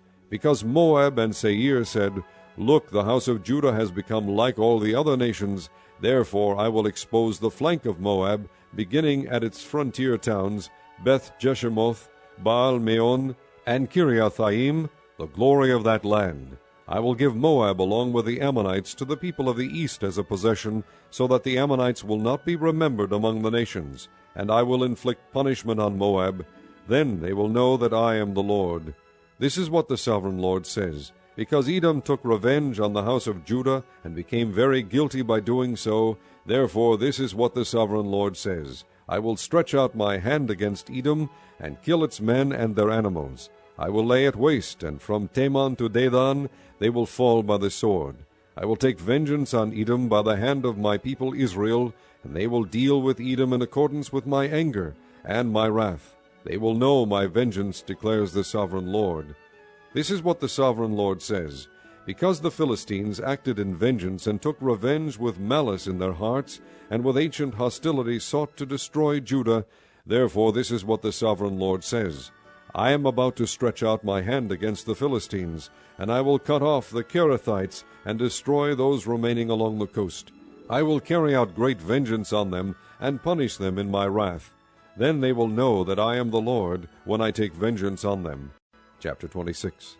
In the 11th year, on the first day of the month, the word of the Lord came to me, Son of man, because Tyre has said of Jerusalem, Aha!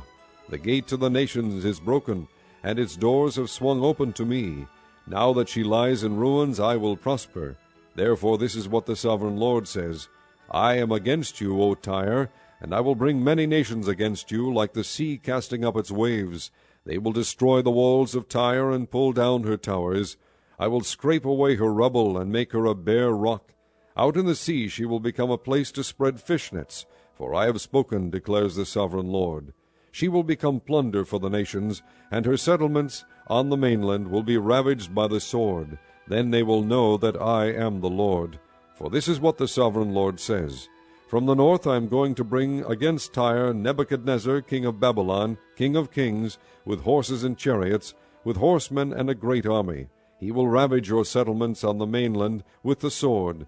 He will set up siege works against you, build a ramp up to your walls, and raise his shields against you. He will direct the blows of his battering rams against your walls, and demolish your towers with his weapons. His horses will be so many that they will cover you with dust. Your walls will tremble at the noise of the war horses, wagons, and chariots when he enters your gates, as men enter a city whose walls have been broken through. The hoofs of his horses will trample all your streets. He will kill your people with the sword, and your strong pillars will fall to the ground. They will plunder your wealth and loot your merchandise.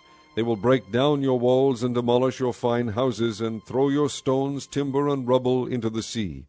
I will put an end to your noisy songs, and the music of your harps will be heard no more. I will make you a bare rock, and you will become a place to spread fish nets. You will never be rebuilt, for I the Lord have spoken, declares the sovereign Lord. This is what the sovereign Lord says to Tyre. Will not the coastlands tremble at the sound of your fall, when the wounded groan and the slaughter takes place in you? Then all the princes of the coast will step down from their thrones and lay aside their robes, and take off their embroidered garments. Clothed with terror, they will sit on the ground, trembling every moment, appalled at you. Then they will take up a lament concerning you, and say to you, How you are destroyed, O city of renown! Peopled by men of the sea, you were a power on the seas, you and your citizens. You put your terror on all who live there. Now the coastlands tremble on the day of your fall. The islands in the sea are terrified at your collapse. This is what the sovereign Lord says. When I make you a desolate city, like cities no longer inhabited, and when I bring the ocean depths over you, and its vast waters cover you, then I will bring you down with those who go down to the pit, to the people of long ago. I will make you dwell in the earth below, as in ancient ruins, with those who go down to the pit, and you will not return or take your place in the land of the living. I will bring you to a horrible end, and you will be no more. You will be sought, but you will never again be found, declares the sovereign Lord. Chapter 27. The word of the Lord came to me, Son of man, take up a lament concerning Tyre. Say to Tyre, situated at the gateway to the sea, merchant of peoples on many coasts, this is what the sovereign Lord says.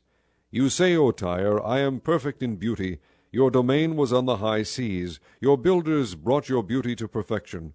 They made all your timbers of pine trees from Senir. They took a cedar from Lebanon to make a mast for you. Of oaks from Bashan they made your oars. Of cypress wood from the coasts of Cyprus they made your deck inlaid with ivory. Fine embroidered linen from Egypt was your sail, and served as your banner. Your awnings were of blue and purple from the coast of Elisha. Men of Sidon and Arvad were your oarsmen. Your skilled men, O Tyre, were aboard as your seamen. Veteran craftsmen of Gebal were on board, as shipwrights to caulk your seams. All the ships of the sea and their sailors came alongside to trade for your wares. Men of Persia, Lydia, and Put served as soldiers in your army. They hung their shields and helmets on your walls, bringing you splendor. Men of Arvad and Helech manned your walls on every side. Men of Gamad were in your towers. They hung their shields around your walls. They brought your beauty to perfection.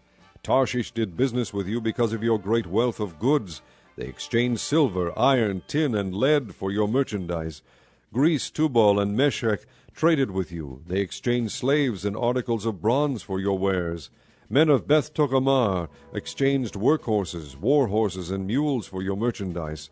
The men of Rhodes traded with you, and many coastlands were your customers. They paid you with ivory tusks and ebony. Aram did business with you because of your many products. They exchanged turquoise, purple fabric, embroidered work, fine linen, coral, and rubies for your merchandise. Judah and Israel traded with you. They exchanged wheat from Minnith, and confections, honey, oil, and balm for your wares. Damascus, because of your many products and great wealth of goods, did business with you in wine from Helbon, and wool from Zahar. Danites and Greeks from Uzal bought your merchandise. They exchanged wrought iron, cassia, and calamus for your wares. Dedan traded in saddle blankets with you. Arabia and all the princes of Kedar were your customers. They did business with you in lambs, rams, and goats. The merchants of Sheba and Raamah traded with you. For your merchandise they exchanged the finest of all kinds of spices and precious stones and gold. Haran, Canah, and Eden, and merchants of Sheba, Ashur, and Kilmad traded with you. In your marketplace they traded with you beautiful garments, blue fabric, embroidered work, and multicolored rugs with cords twisted and tightly knotted. The ships of Tarshish serve as carriers for your wares. You are filled with heavy cargo in the heart of the sea. Your oarsmen take you out to the high seas, but the east wind will break you to pieces in the heart of the sea. Your wealth, merchandise, and wares, your mariners, seamen, and shipwrights, your merchants, and all your soldiers, and everyone else on board will sink into the heart of the sea on the day of your shipwreck. The shorelands will quake when your seamen cry out. All who handle the oars will abandon their ships. The mariners and all the seamen will stand on the shore. They will raise their voice and cry bitterly over you. They will sprinkle dust on their heads and roll in ashes. They will shave their heads because of you, and will put on sackcloth. They will weep over you with anguish of soul and with bitter mourning. As they wail and mourn over you, they will take up a lament concerning you. Who was ever silenced like Tyre, surrounded by the sea?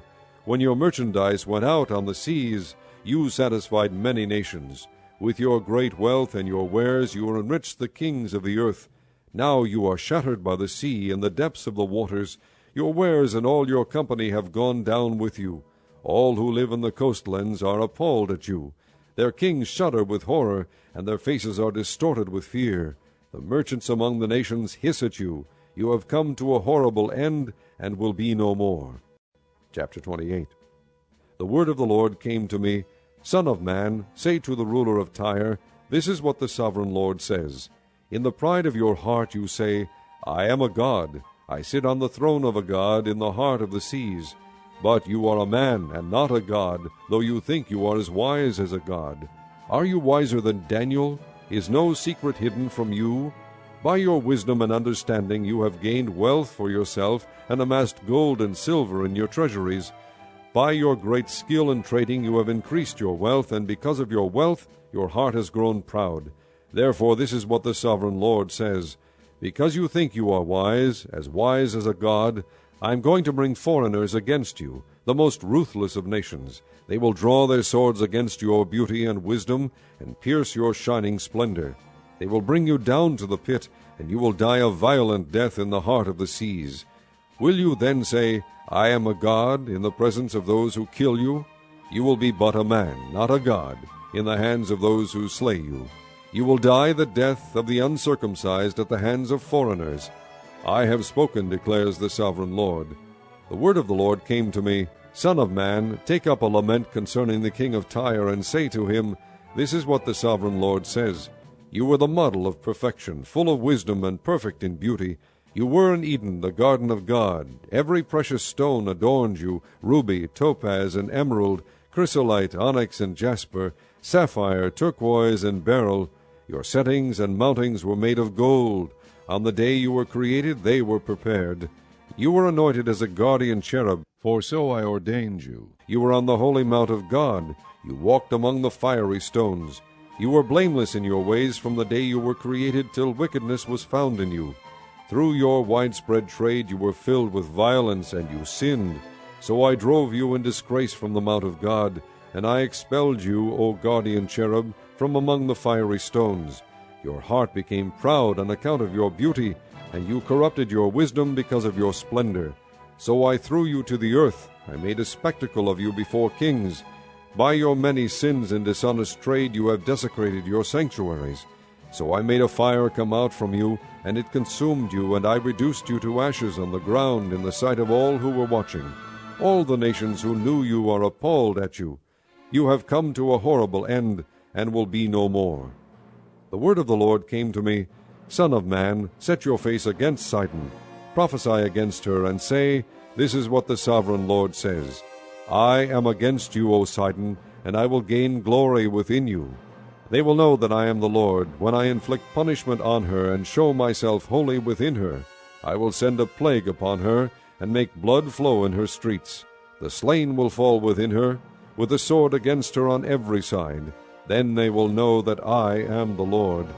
No longer will the people of Israel have malicious neighbors who are painful briars and sharp thorns. Then they will know that I am the sovereign Lord. This is what the sovereign Lord says. When I gather the people of Israel from the nations where they have been scattered, I will show myself holy among them in the sight of the nations. Then they will live in their own land, which I gave to my servant Jacob. They will live there in safety, and will build houses and plant vineyards. They will live in safety when I inflict punishment on all their neighbors who maligned them. Then they will know that I am the Lord their God.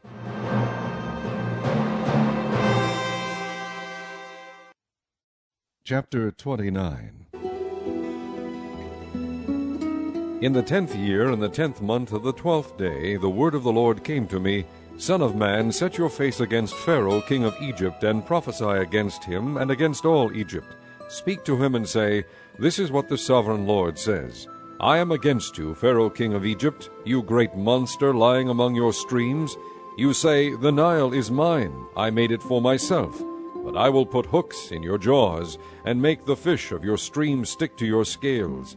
I will pull you out from among your streams, with all the fish sticking to your scales. I will leave you in the desert, you and all the fish of your streams. You will fall on the open field, and not be gathered or picked up. I will give you as food to the beasts of the earth and the birds of the air. Then all who live in Egypt will know that I am the Lord. You have been a staff of reed for the house of Israel. When they grasped you with their hands, you splintered and you tore open their shoulders. When they leaned on you, you broke, and their backs were wrenched. Therefore this is what the sovereign Lord says. I will bring a sword against you, and kill your men and their animals. Egypt will become a desolate wasteland. Then they will know that I am the Lord. Because you said, The Nile is mine, I made it. Therefore I am against you and against your streams. And I will make the land of Egypt a ruin and a desolate waste, from Migdol to Aswan, as far as the border of Cush. No foot of man or animal will pass through it. No one will live there for 40 years. I will make the land of Egypt desolate among devastated lands, and her cities will lie desolate 40 years among ruined cities, and I will disperse the Egyptians among the nations, and scatter them through the countries. Yet this is what the sovereign Lord says. At the end of 40 years I will gather the Egyptians from the nations where they were scattered. I will bring them back from captivity and return them to Upper Egypt, the land of their ancestry. There they will be a lowly kingdom. It will be the lowliest of kingdoms, and will never again exalt itself above the other nations. I will make it so weak that it will never again rule over the nations. Egypt will no longer be a source of confidence for the people of Israel, but will be a reminder of their sin in turning to her for help. Then they will know that I am the sovereign Lord. In the 27th year, in the 1st month, on the 1st day, the word of the Lord came to me, Son of man, Nebuchadnezzar king of Babylon drove his army in a hard campaign against Tyre. Every head was rubbed bare, and every shoulder made raw. Yet he and his army got no reward from the campaign he led against Tyre. Therefore this is what the sovereign Lord says, I am going to give Egypt to Nebuchadnezzar king of Babylon, and he will carry off its wealth. He will loot and plunder the land as pay for his army. I have given him Egypt as a reward for his efforts, because he and his army did it for me, declares the sovereign Lord. On that day I will make a horn grow from the house of Israel, and I will open your mouth among them. Then they will know that I am the Lord. Chapter 30. The word of the Lord came to me, Son of man, prophesy, and say, This is what the sovereign Lord says. Wail and say, Alas for that day! For the day is near, the day of the Lord is near, a day of clouds, a time of doom for the nations. A sword will come against Egypt, and anguish will come upon Cush. When the slain fall in Egypt, her wealth will be carried away, and her foundations torn down. Cush and Put, Lydia, and all Arabia, Libya, and the people of the covenant land will fall by the sword along with Egypt. This is what the Lord says. The allies of Egypt will fall, and her proud strength will fail. From Migdol to Aswan they will fall by the sword within her, declares the sovereign Lord. They will be desolate among desolate lands, and their cities will lie among ruined cities. Then they will know that I am the Lord, when I set fire to Egypt, and all her helpers are crushed. On that day messengers will go out from me, and ships to frighten Cush out of her complacency. Anguish will take hold of them on the day of Egypt's doom, for it is sure to come. This is what the sovereign Lord says. I will put an end to the hordes of Egypt by the hand of Nebuchadnezzar king of Babylon. He and his army, the most ruthless of nations, will be brought in to destroy the land. They will draw their swords against Egypt and fill the land with the slain. I will dry up the streams of the Nile and sell the land to evil men. By the hand of foreigners I will lay waste the land and everything in it. I, the Lord, have spoken. This is what the sovereign Lord says. I will destroy the idols and put an end to the images in Memphis. No longer will there be a prince in Egypt, and I will spread fear throughout the land. I will lay waste Upper Egypt, set fire to Zoan, and inflict punishment on Thebes. I will pour out my wrath on Pelusium, the stronghold of Egypt, and cut off the hordes of Thebes. I will set fire to Egypt. Pelusium will writhe in agony. Thebes will be taken by storm. Memphis will be in constant distress. The young men of Heliopolis and Bubastis will fall by the sword, and the cities themselves will go into captivity. Dark will be the day at Tahpanhes, when I break the yoke of Egypt. There her proud strength will come to an end. She will be covered with clouds, and her villages will go into captivity. So I will inflict punishment on Egypt, and they will know that I am the Lord. In the 11th year, in the 1st month, on the 7th day, the word of the Lord came to me, Son of man, I have broken the arm of Pharaoh king of Egypt. It has not been bound up for healing or put in a splint, so as to become strong enough to hold a sword. Therefore this is what the sovereign Lord says. I am against Pharaoh king of Egypt. I will break both his arms, the good arm as well as the broken one, and make the sword fall from his hand. I will disperse the Egyptians among the nations, and scatter them through the countries. I will strengthen the arms of the king of Babylon, and put my sword in his hand. But I will break the arms of Pharaoh, and he will groan before him like a mortally wounded man. I will strengthen the arms of the king of Babylon, but the arms of Pharaoh will fall limp. Then they will know that I am the Lord, when I put my sword in the hand of the king of Babylon, and he brandishes it against Egypt.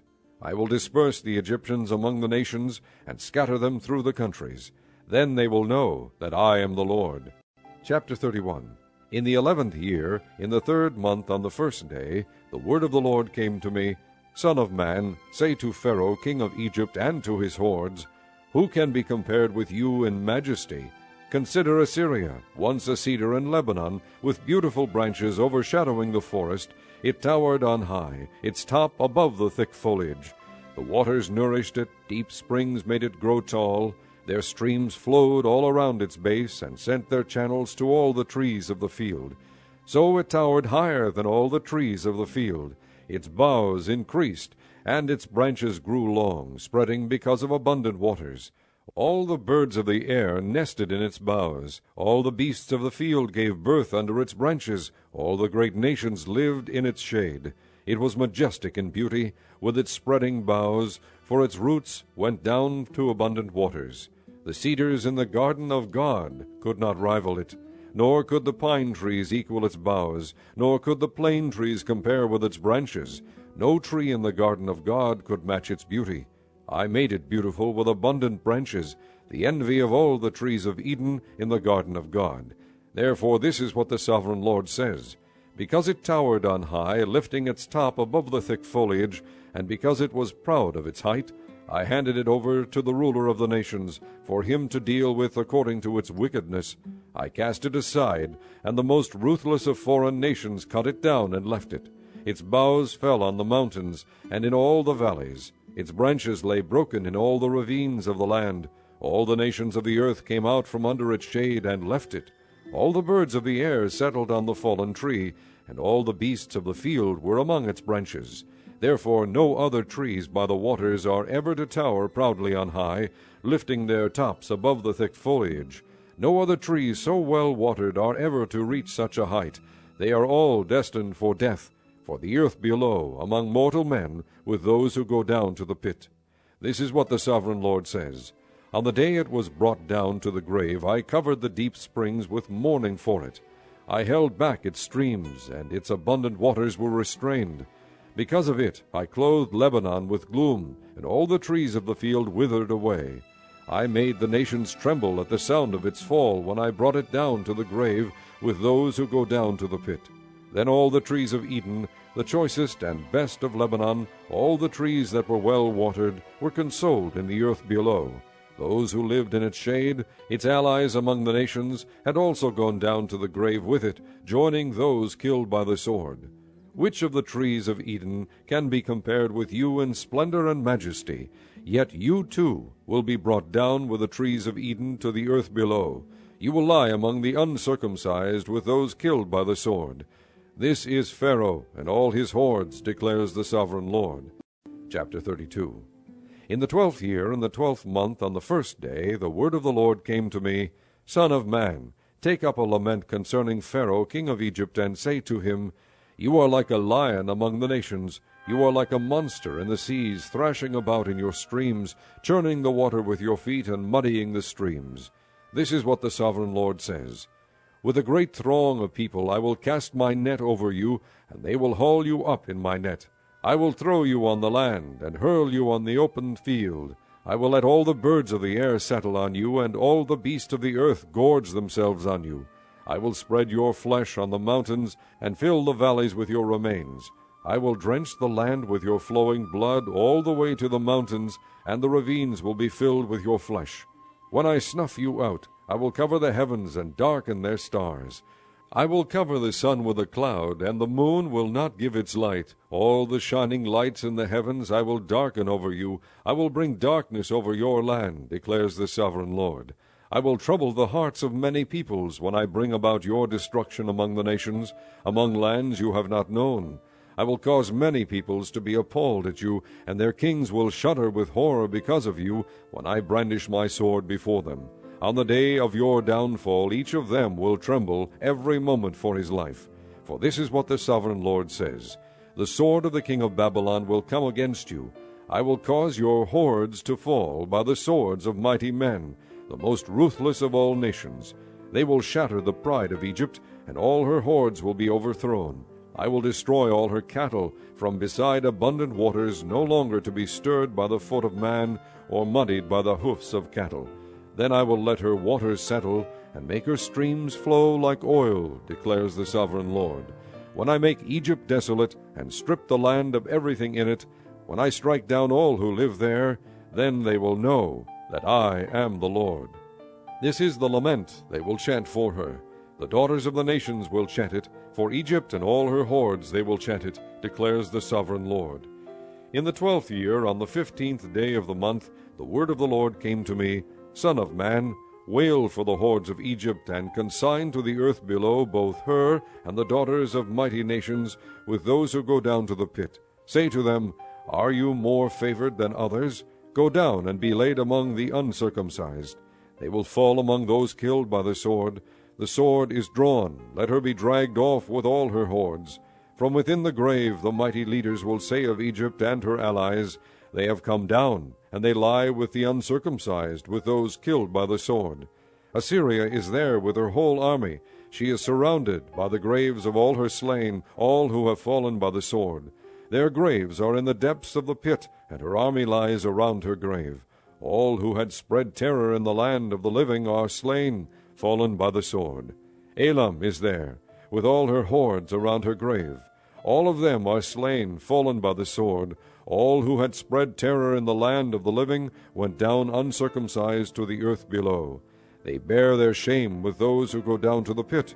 A bed is made for her among the slain, with all her hordes around her grave. All of them are uncircumcised, killed by the sword. Because their terror had spread in the land of the living, they bear their shame with those who go down to the pit. They are laid among the slain. Meshech and Tubal are there, with all their hordes around their graves. All of them are uncircumcised, killed by the sword because they spread their terror in the land of the living. Do they not lie with the other uncircumcised warriors who have fallen, who went down to the grave with their weapons of war, whose swords were placed under their heads? The punishment for their sins rested on their bones, though the terror of these warriors had stalked through the land of the living. You too, O Pharaoh, will be broken, and will lie among the uncircumcised, with those killed by the sword. Edom is there, her kings and all her princes. Despite their power, they are laid with those killed by the sword. They lie with the uncircumcised, with those who go down to the pit. All the princes of the north and all the Sidonians are there.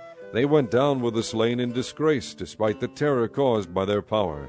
They lie uncircumcised with those killed by the sword, and bear their shame with those who go down to the pit. Pharaoh, he and all his army, will see them, and he will be consoled for all his hordes that were killed by the sword, declares the sovereign Lord. Although I had him spread terror in the land of the living, Pharaoh and all his hordes will be laid among the uncircumcised, with those killed by the sword, declares the sovereign Lord. Chapter 33. The word of the Lord came to me, Son of man, speak to your countrymen, and say to them, When I bring the sword against a land, and the people of the land choose one of their men, and make him their watchman, and he sees the sword coming against the land, and blows the trumpet to warn the people, then if anyone hears the trumpet, but does not take warning, and the sword comes and takes his life, his blood will be on his own head. Since he heard the sound of the trumpet, but did not take warning, his blood will be on his own head. If he had taken warning, he would have saved himself. But if the watchman sees the sword coming, and does not blow the trumpet to warn the people, and the sword comes and takes the life of one of them, that man will be taken away because of his sin. But I will hold the watchman accountable for his blood. Son of man, I have made you a watchman for the house of Israel. So hear the word I speak, and give them warning from me. When I say to the wicked, O wicked man, you will surely die, and you do not speak out to dissuade him from his ways, that wicked man will die for his sin, and I will hold you accountable for his blood. But if you do warn the wicked man to turn from his ways, and he does not do so, he will die for his sin, but you will have saved yourself. Son of man, say to the house of Israel, This is what you are saying. Our offenses and sins weigh us down, and we are wasting away because of them. How then can we live? Say to them, As surely as I live, declares the sovereign Lord, I take no pleasure in the death of the wicked, but rather that they turn from their ways and live. Turn from your evil ways. Why will you die, O house of Israel? Therefore, Son of man, say to your countrymen, The righteousness of the righteous man will not save him when he disobeys, and the wickedness of the wicked man will not cause him to fall when he turns from it. The righteous man, if he sins, will not be allowed to live because of his former righteousness. If I tell the righteous man that he will surely live, but then he trusts in his righteousness and does evil, none of the righteous things he has done will be remembered. He will die for the evil he has done. And if I say to the wicked man, you will surely die, but he then turns away from his sin and does what is just and right, if he gives back what he took in pledge for a loan, returns what he has stolen, follows the decrees that give life, and does no evil, he will surely live. He will not die. None of the sins he has committed will be remembered against him. He has done what is just and right. He will surely live. Yet your countrymen say, the way of the Lord is not just, but it is their way that is not just. If a righteous man turns from his righteousness and does evil, he will die for it. And if a wicked man turns away from his wickedness and does what is just and right, he will live by doing so. Yet, O house of Israel, you say, the way of the Lord is not just, but I will judge each of you according to his own ways. In the 12th year of our exile, in the 10th month on the 5th day, a man who had escaped from Jerusalem came to me and said, the city has fallen. Now the evening before the man arrived, the hand of the Lord was upon me, and he opened my mouth before the man came to me in the morning. So my mouth was opened, and I was no longer silent. Then the word of the Lord came to me, Son of man, the people living in those ruins in the land of Israel are saying, Abraham was only one man, yet he possessed the land. But we are many. Surely the land has been given to us as our possession. Therefore say to them, This is what the sovereign Lord says. Since you eat meat with the blood still in it, and look to your idols and shed blood, should you then possess the land? You rely on your sword. You do detestable things, and each of you defiles his neighbor's wife. Should you then possess the land? Say this to them, This is what the sovereign Lord says. As surely as I live, those who are left in the ruins will fall by the sword. Those out in the country I will give to the wild animals to be devoured, and those in strongholds and caves will die of a plague. I will make the land a desolate waste, and her proud strength will come to an end, and the mountains of Israel will become desolate so that no one will cross them. Then they will know that I am the Lord, when I have made the land a desolate waste because of all the detestable things they have done. As for you, Son of man, your countrymen are talking together about you by the walls and at the doors of the houses, saying to each other, Come and hear the message that has come from the Lord.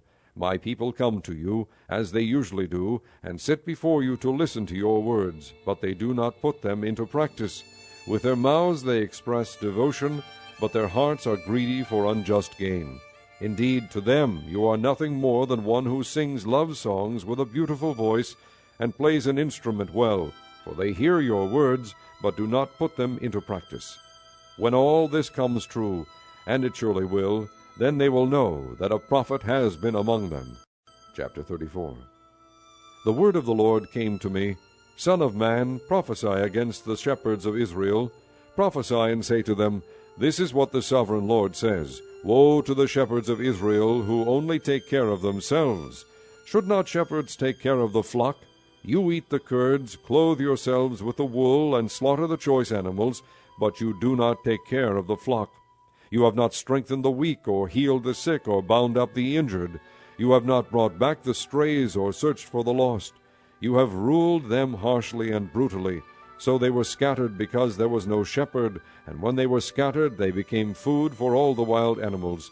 My sheep wandered over all the mountains, and on every high hill. They were scattered over the whole earth, and no one searched or looked for them. Therefore, you shepherds, hear the word of the Lord.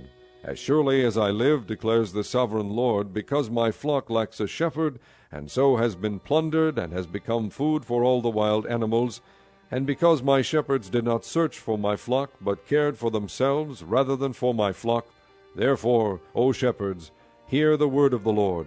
This is what the sovereign Lord says. I am against the shepherds, and will hold them accountable for my flock. I will remove them from tending the flock, so that the shepherds can no longer feed themselves. I will rescue my flock from their mouths, and it will no longer be food for them. For this is what the sovereign Lord says, I myself will search for my sheep and look after them. As a shepherd looks after his scattered flock when he is with them, so will I look after my sheep. I will rescue them from all the places where they were scattered on a day of clouds and darkness. I will bring them out from the nations and gather them from the countries, and I will bring them into their own land. I will pasture them on the mountains of Israel, in the ravines and in all the settlements in the land. I will tend them in a good pasture, and the mountain heights of Israel will be their grazing land. There they will lie down in good grazing land, and there they will feed in a rich pasture on the mountains of Israel. I myself will tend my sheep and have them lie down, declares the sovereign Lord. I will search for the lost and bring back the strays. I will bind up the injured and strengthen the weak, but the sleek and the strong I will destroy. I will shepherd the flock with justice. As for you, my flock, this is what the sovereign Lord says. I will judge between one sheep and another, and between rams and goats. Is it not enough for you to feed on the good pasture?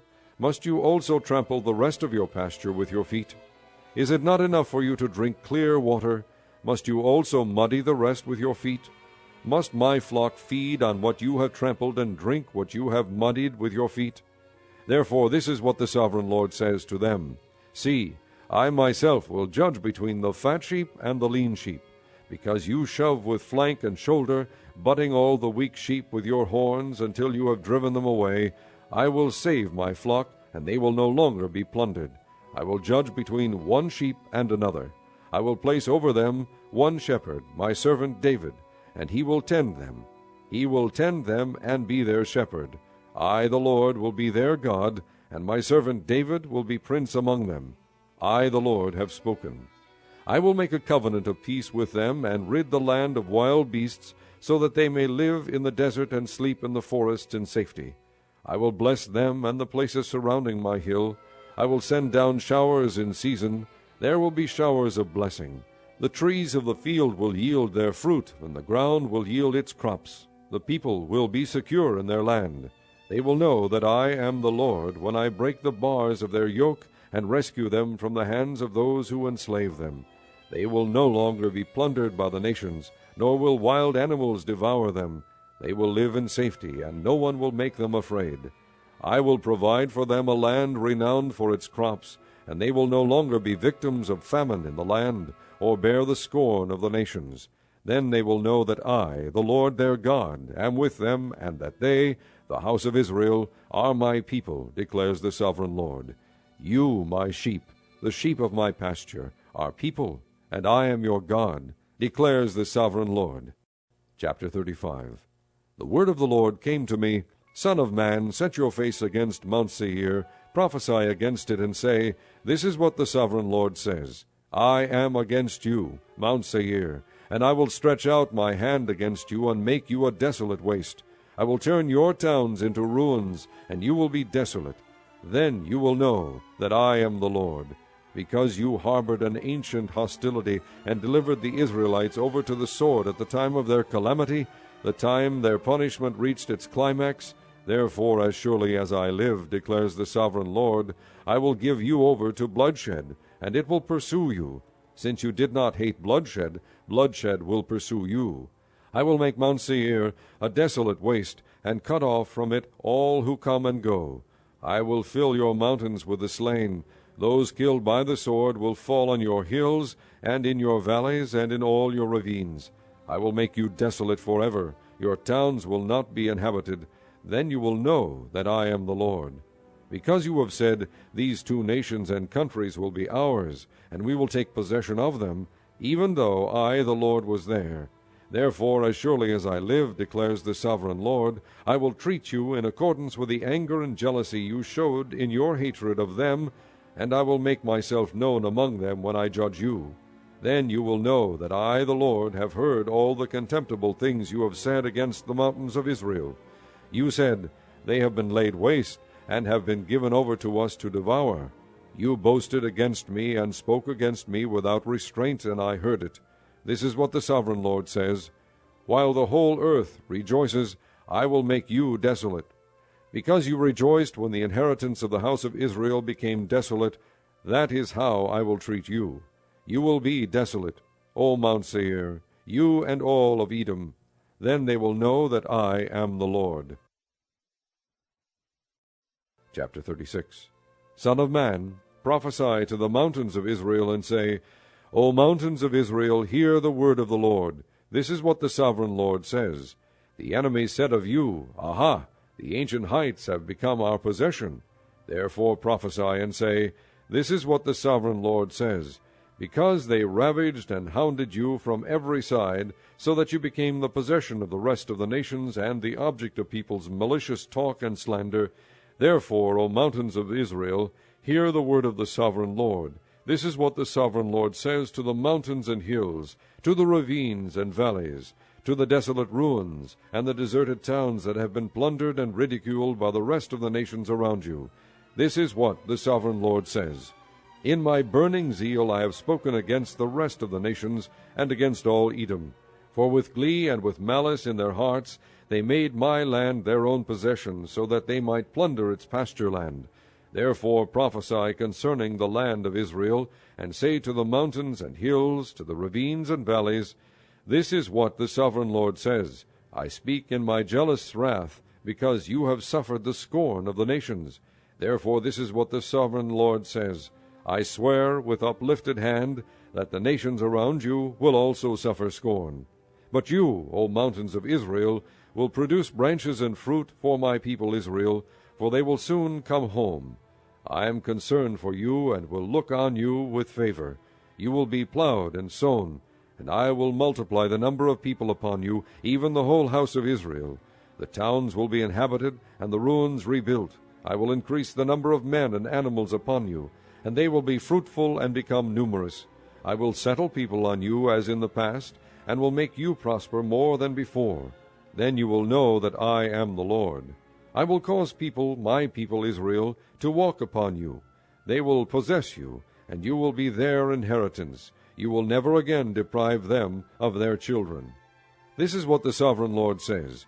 Because people say to you, You devour men and deprive your nation of its children, therefore you will no longer devour men or make your nation childless, declares the sovereign Lord. No longer will I make you hear the taunts of the nations, and no longer will you suffer the scorn of the peoples, or cause your nation to fall, declares the sovereign Lord. Again the word of the Lord came to me, Son of man, when the people of Israel were living in their own land, they defiled it by their conduct and their actions.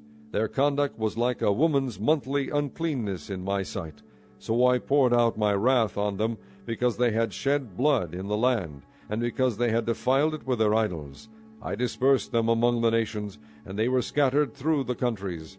I judged them according to their conduct and their actions. And wherever they went among the nations, they profaned my holy name, for it was said of them, These are the Lord's people. And yet they had to leave his land.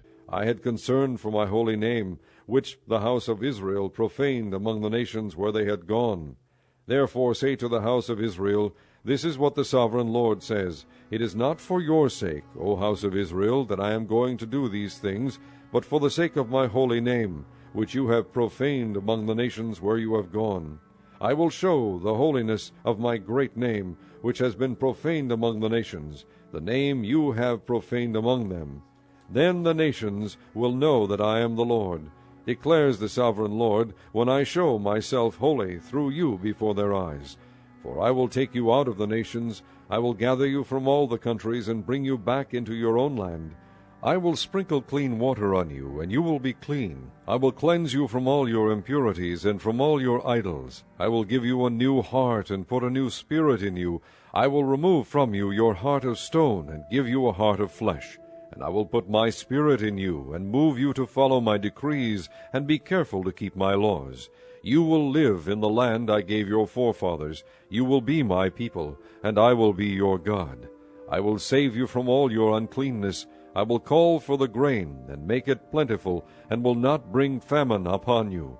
I will increase the fruit of the trees and the crops of the field, so that you will no longer suffer disgrace among the nations because of famine. Then you will remember your evil ways and wicked deeds, and you will loathe yourselves for your sins and detestable practices. I want you to know that I am not doing this for your sake, declares the sovereign Lord. Be ashamed and disgraced for your conduct, O house of Israel. This is what the sovereign Lord says. On the day I cleanse you from all your sins, I will resettle your towns, and the ruins will be rebuilt. The desolate land will be cultivated instead of lying desolate in the sight of all who pass through it. They will say, This land that was laid waste has become like the Garden of Eden. The cities that were lying in ruins, desolate and destroyed, are now fortified and inhabited. Then the nations around you that remain will know that I, the Lord, have rebuilt what was destroyed, and have replanted what was desolate. I, the Lord, have spoken, and I will do it.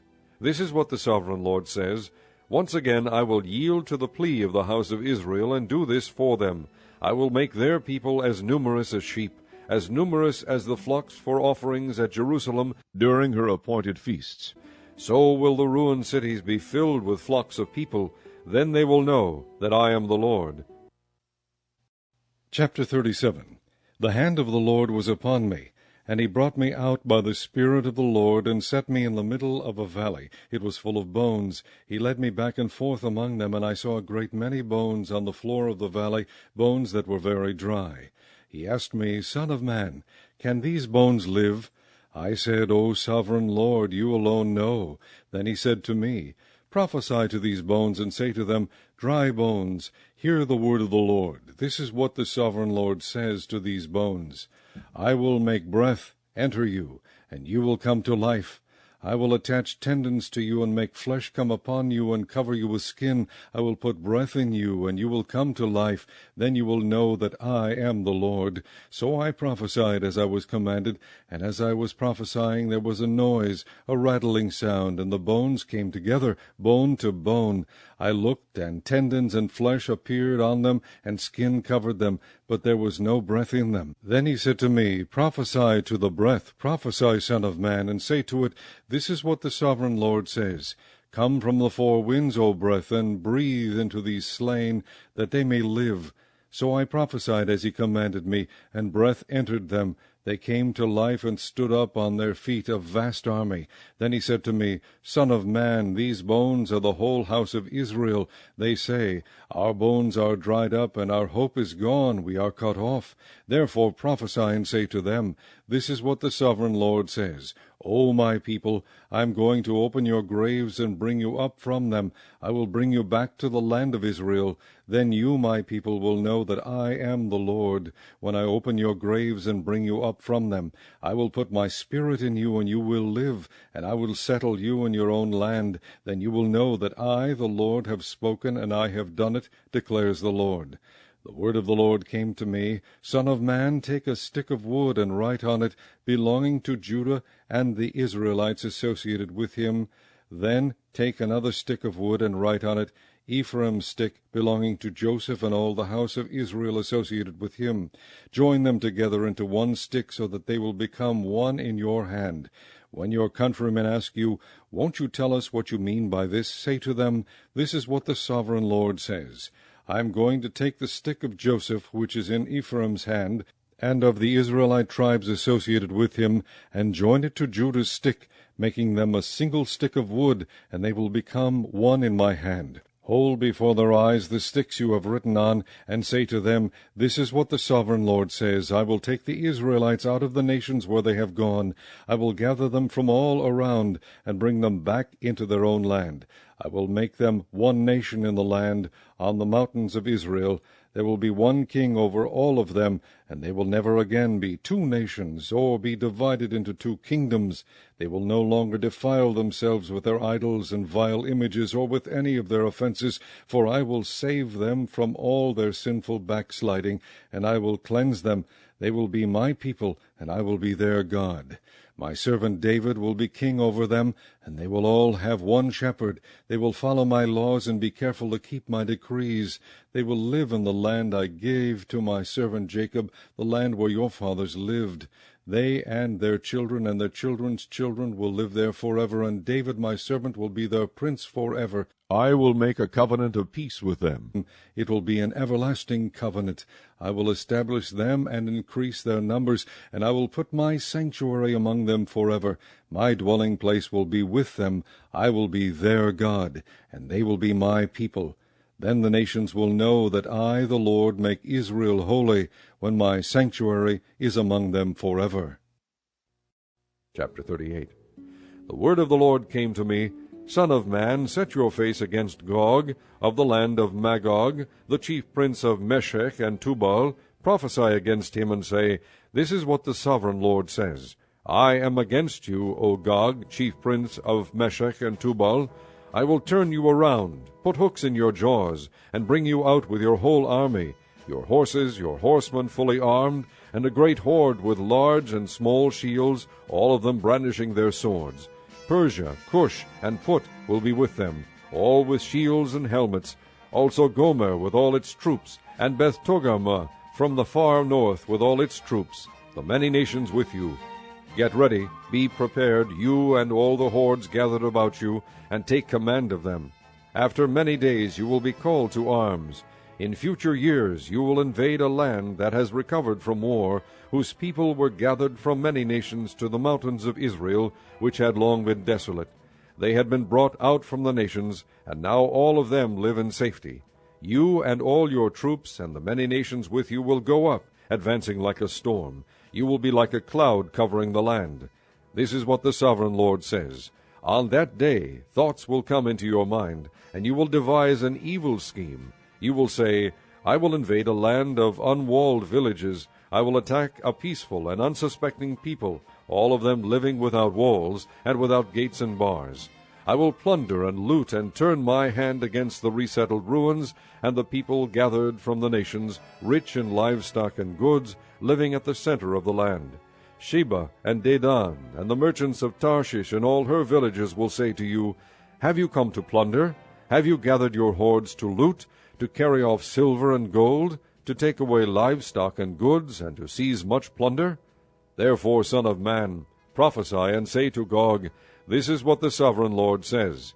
In that day when my people Israel are living in safety, will you not take notice of it? You will come from your place in the far north, you and many nations with you, all of them riding on horses, a great horde, a mighty army. You will advance against my people Israel like a cloud that covers the land. In days to come, O Gog, I will bring you against my land, so that the nations may know me when I show myself holy through you before their eyes. This is what the sovereign Lord says. Are you not the one I spoke of in former days by my servants the prophets of Israel? At that time they prophesied for years that I would bring you against them. This is what will happen in that day. When Gog attacks the land of Israel, my hot anger will be aroused, declares the sovereign Lord. In my zeal and fiery wrath I declare that at that time there shall be a great earthquake in the land of Israel. The fish of the sea, the birds of the air, the beasts of the field, every creature that moves along the ground, and all the people on the face of the earth will tremble at my presence. The mountains will be overturned, the cliffs will crumble, and every wall will fall to the ground. I will summon a sword against Gog on all my mountains, declares the sovereign Lord. Every man's sword will be against his brother. I will execute judgment upon him with plague and bloodshed. I will pour down torrents of rain, hailstones, and burning sulfur on him, and on his troops, and on the many nations with him. And so I will show my greatness and my holiness, and I will make myself known in the sight of many nations. Then they will know that I am the Lord. Chapter 39. Son of man, prophesy against Gog, and say, This is what the sovereign Lord says. I am against you, O Gog, chief prince of Meshech and Tubal. I will turn you around and drag you along. I will bring you from the far north, and send you against the mountains of Israel. Then I will strike your bow from your left hand, and make your arrows drop from your right hand. On the mountains of Israel you will fall, you and all your troops and the nations with you. I will give you as food to all kinds of carrion birds, and to the wild animals. You will fall in the open field, for I have spoken, declares the sovereign Lord. I will send fire on Magog, and on those who live in safety in the coastlands, and they will know that I am the Lord. I will make known my holy name among my people Israel. I will no longer let my holy name be profaned, and the nations will know that I, the Lord, am the Holy One in Israel. It is coming. It will surely take place, declares the sovereign Lord. This is the day I have spoken of. Then those who live in the towns of Israel will go out and use the weapons for fuel and burn them up, the small and large shields, the bows and arrows, the war clubs and spears. For 7 years they will use them for fuel. They will not need to gather wood from the fields or cut it from the forests, because they will use the weapons for fuel, and they will plunder those who plundered them, and loot those who looted them, declares the sovereign Lord. On that day I will give Gog a burial place in Israel. In the valley of those who travel east toward the sea, it will block the way of travelers, because Gog and all his hordes will be buried there. So it will be called the valley of Hamon Gog. For 7 months the house of Israel will be burying them in order to cleanse the land. All the people of the land will bury them, and the day I am glorified will be a memorable day for them, declares the sovereign Lord. Men will be regularly employed to cleanse the land. Some will go throughout the land, and in addition to them, others will bury those that remain on the ground. At the end of the 7 months they will begin their search. As they go through the land, and one of them sees a human bone, he will set up a marker beside it until the gravediggers have buried it in the valley of Hamon Gog. Also a town called Hamonah will be there. And so they will cleanse the land. Son of man, this is what the sovereign Lord says. Call out to every kind of bird and all the wild animals. Assemble and come together from all around to the sacrifice I am preparing for you, the great sacrifice on the mountains of Israel. There you will eat flesh and drink blood. You will eat the flesh of mighty men and drink the blood of the princes of the earth, as if they were rams and lambs, goats and bulls, all of them fattened animals from Bashan. At the sacrifice I am preparing for you, you will eat fat till you are glutted, and drink blood till you are drunk.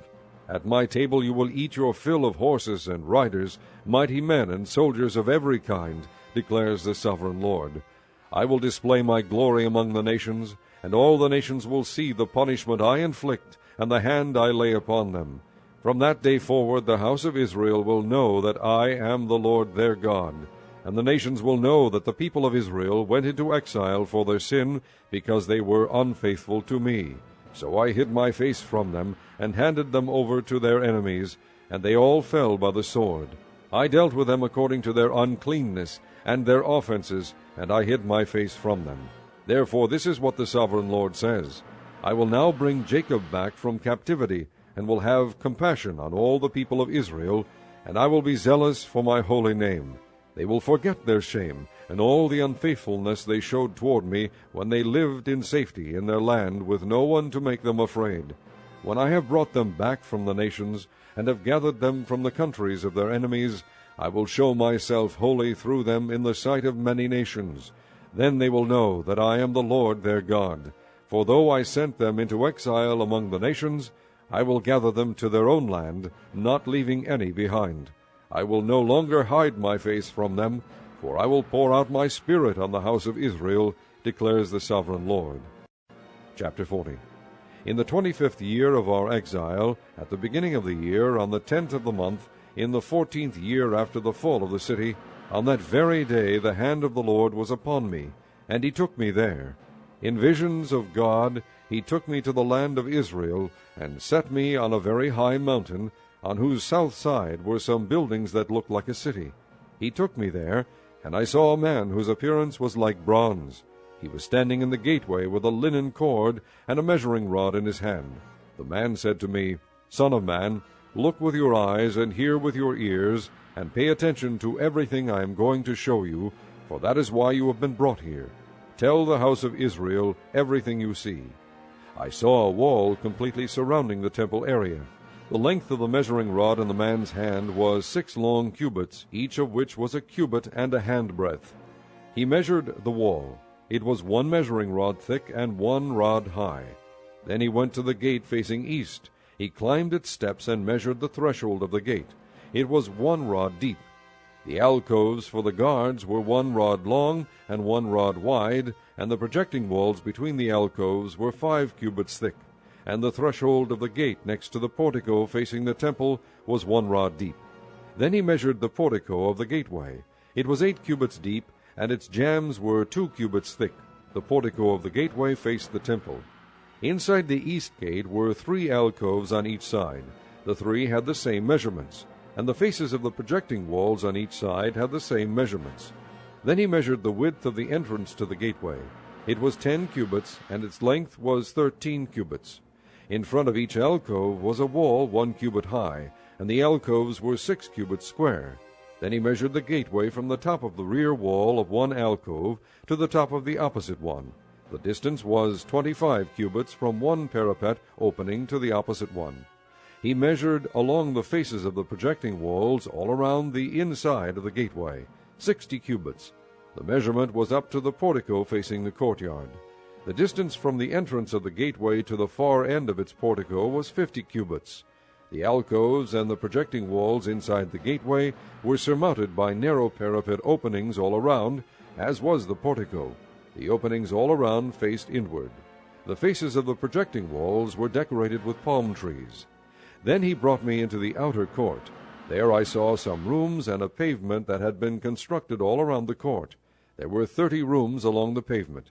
It abutted the sides of the gateways and was as wide as they were long. This was the lower pavement. Then he measured the distance from the inside of the lower gateway to the outside of the inner court. It was 100 cubits on the east side as well as on the north. Then he measured the length and width of the gate facing north, leading into the outer court. Its alcoves, 3 on each side, its projecting walls, and its portico had the same measurements as those of the first gateway. It was 50 cubits long and 25 cubits wide. Its openings, its portico, and its palm tree decorations had the same measurements as those of the gate facing east. 7 steps led up to it, with its portico opposite them. There was a gate to the inner court facing the north gate, just as there was on the east. He measured from one gate to the opposite one. It was 100 cubits. Then he led me to the south side, and I saw a gate facing south. He measured its jambs and its portico, and they had the same measurements as the others. The gateway and its portico had narrow openings all around, like the openings of the others. It was 50 cubits long and 25 cubits wide. 7 steps led up to it, with its portico opposite them. It had palm tree decorations on the faces of the projecting walls on each side. The inner court also had a gate facing south, and he measured from this gate to the outer gate on the south side. It was 100 cubits. Then he brought me into the inner court through the south gate, and he measured the south gate. It had the same measurements as the others. Its alcoves, its projecting walls, and its portico had the same measurements as the others. The gateway and its portico had openings all around. It was 50 cubits long and 25 cubits wide. The porticos of the gateways around the inner court were 25 cubits wide and 5 cubits deep. Its portico faced the outer court. Palm trees decorated its jambs, and 8 steps led up to it. Then he brought me to the inner court on the east side, and he measured the gateway. It had the same measurements as the others. Its alcoves, its projecting walls, and its portico had the same measurements as the others. The gateway and its portico had openings all around. It was 50 cubits long and 25 cubits wide. Its portico faced the outer court. Palm trees decorated the jambs on either side, and 8 steps led up to it. Then he brought me to the north gate and measured it.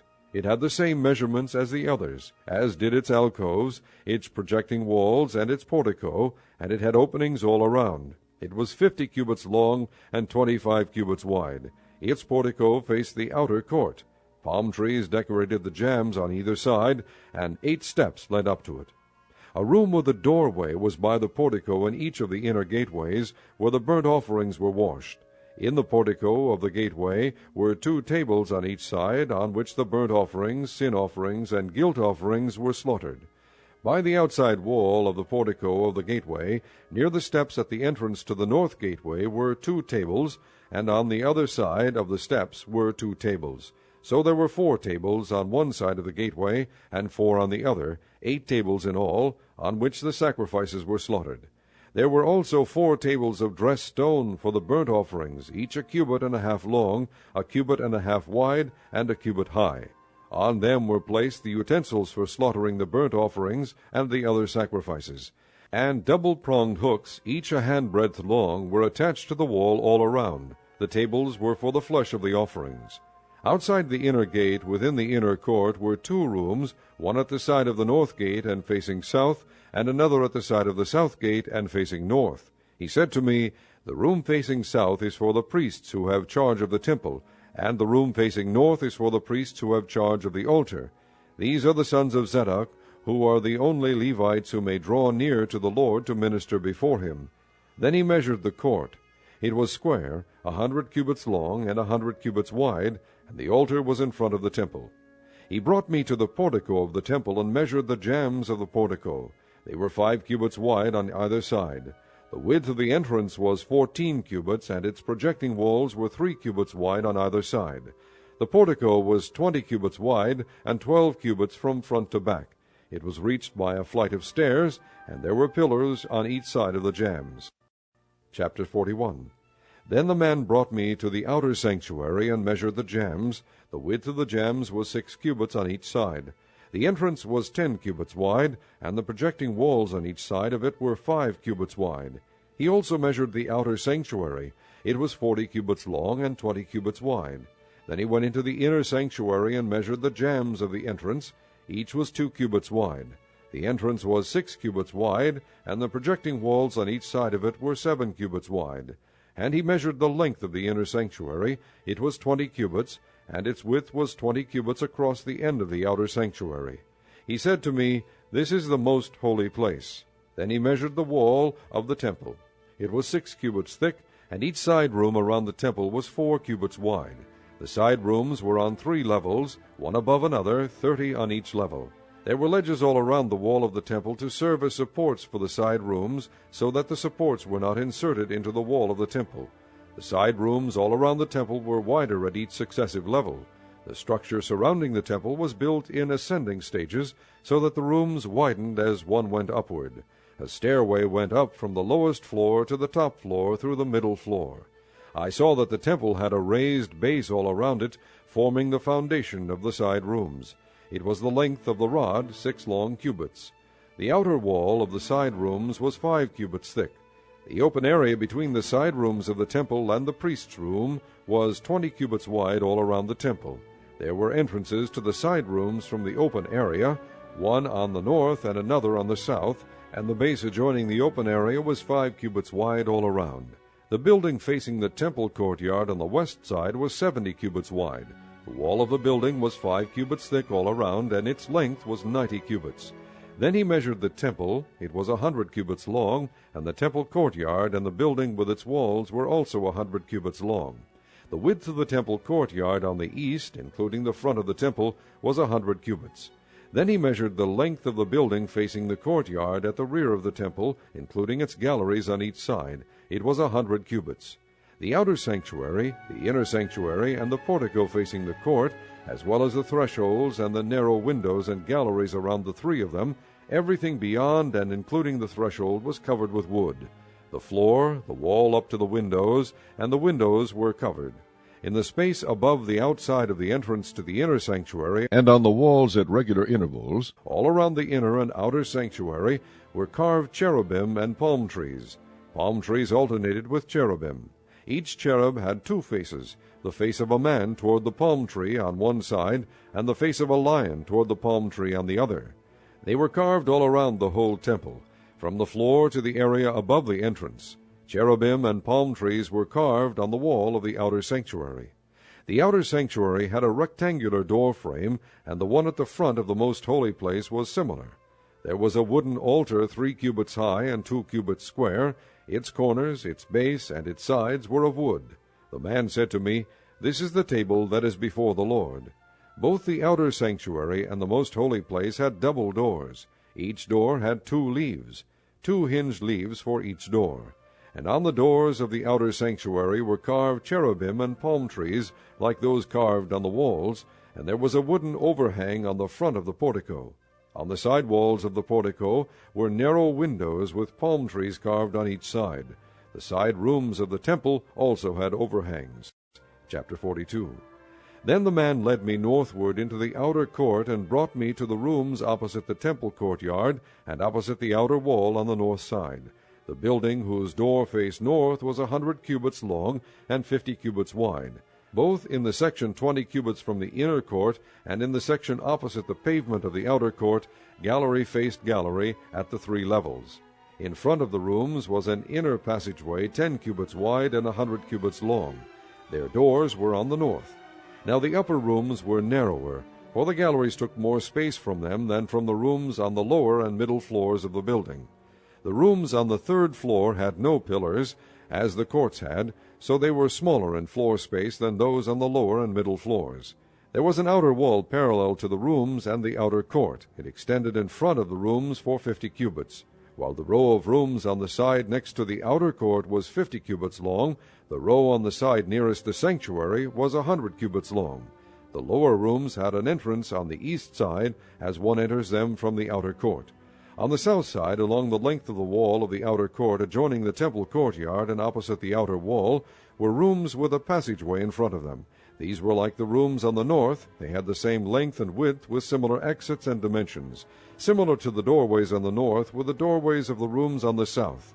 There was a doorway at the beginning of the passageway that was parallel to the corresponding wall extending eastward, by which one enters the room. Then he said to me, "The north and south rooms facing the temple courtyard are the priests' rooms, where the priests who approach the Lord will eat the most holy offerings. There they will put the most holy offerings, the grain offerings, the sin offerings, and the guilt offerings, for the place is holy. Once the priests enter the holy precincts, they are not to go into the outer court until they leave behind the garments in which they minister, for these are holy. They are to put on other clothes before they go near the places that are for the people." When he had finished measuring what was inside the temple area, he led me out by the east gate and measured the area all around. He measured the east side with a measuring rod. It was 500 cubits. He measured the north side. It was 500 cubits by the measuring rod.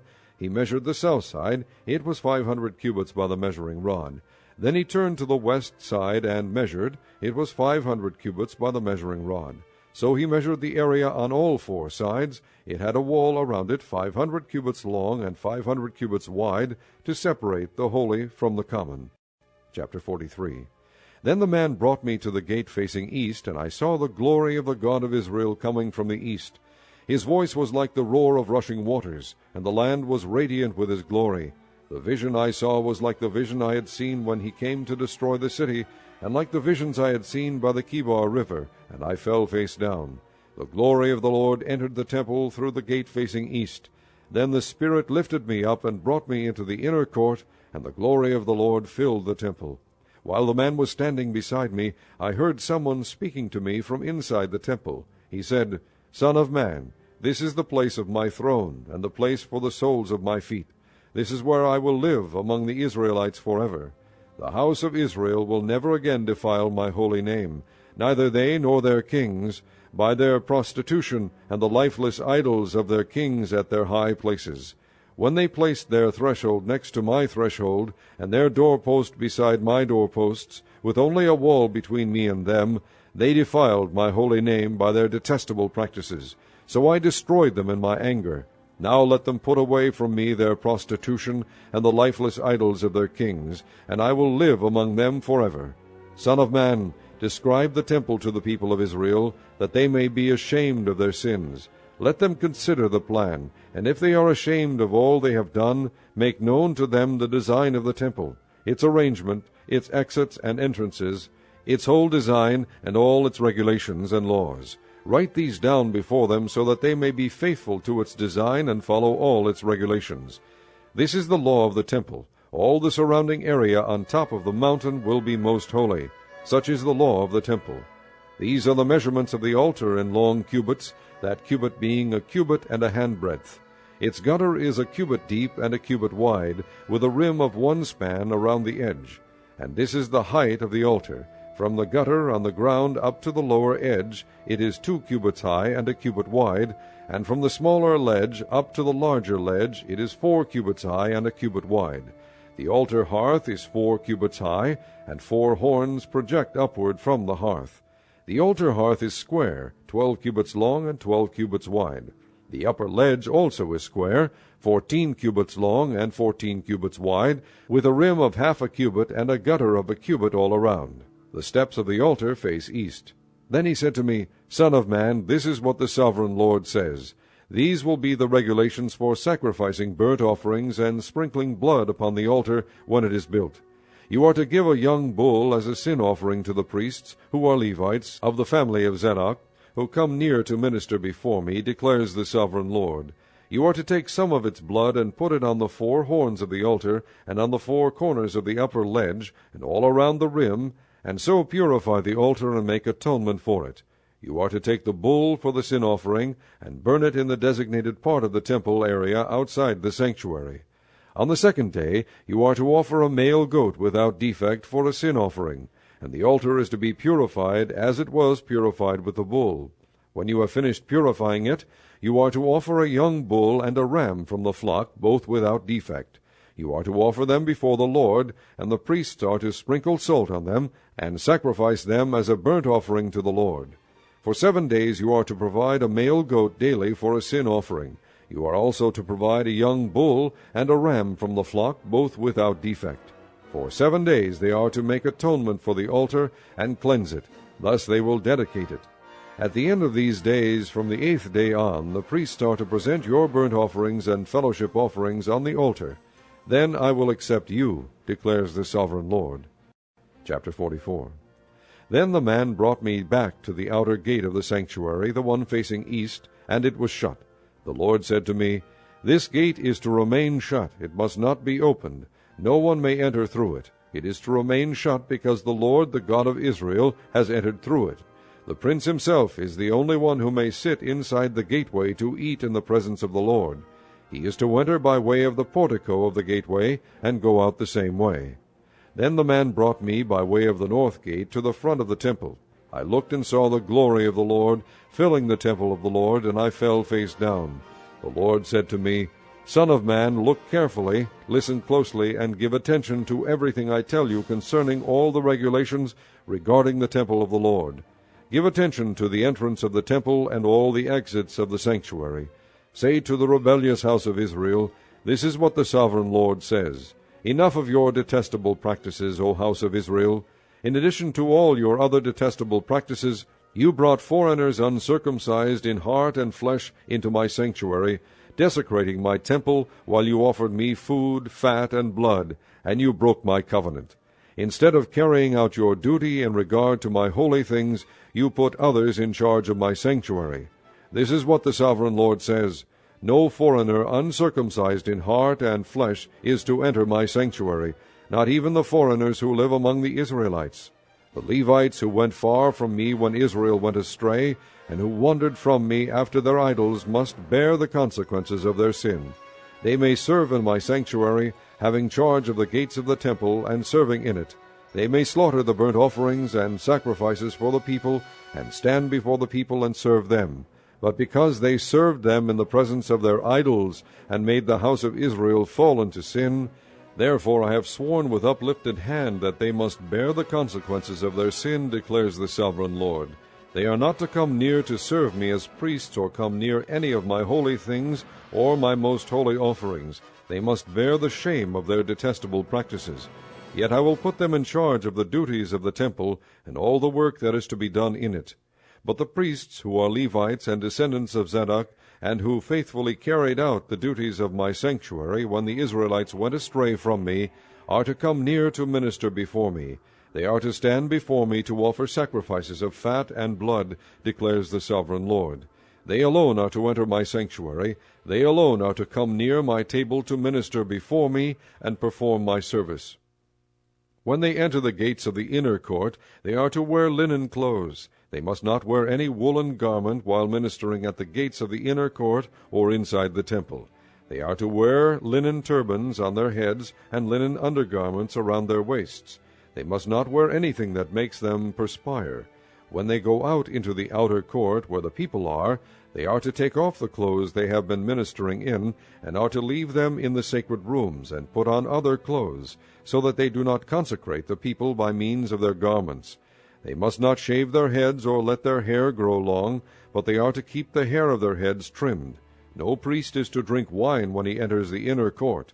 They must not marry widows or divorced women. They may marry only virgins of Israelite descent or widows of priests.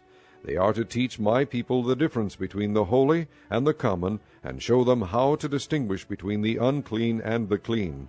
In any dispute the priests are to serve as judges, and decide it according to my ordinances. They are to keep my laws and my decrees for all my appointed feasts, and they are to keep my Sabbaths holy. A priest must not defile himself by going near a dead person. However, if the dead person was his father or mother, son or daughter, brother or unmarried sister, then he may defile himself. After he is cleansed, he must wait 7 days. On the day he goes into the inner court of the sanctuary to minister in the sanctuary, he is to offer a sin offering for himself, declares the sovereign Lord. I am to be the only inheritance the priests have. You are to give them no possession in Israel. I will be their possession. They will eat the grain offerings, the sin offerings, and the guilt offerings, and everything in Israel devoted to the Lord will belong to them. The best of all the first fruits and of all your special gifts will belong to the priests. You are to give them the first portion of your ground meal, so that a blessing may rest on your household. The priests must not eat anything, bird or animal, found dead or torn by wild animals.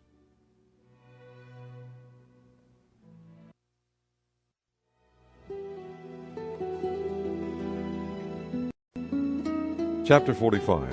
When you allot the land as an inheritance, you are to present to the Lord a portion of the land as a sacred district, 25,000 cubits long and 20,000 cubits wide. The entire area will be holy. Of this, a section 500 cubits square is to be for the sanctuary, with 50 cubits around it for open land. In the sacred district, measure off a section 25,000 cubits long and 10,000 cubits wide. In it will be the sanctuary, the most holy place. It will be the sacred portion of the land for the priests who minister in the sanctuary and who draw near to minister before the Lord. It will be a place for their houses as well as a holy place for the sanctuary.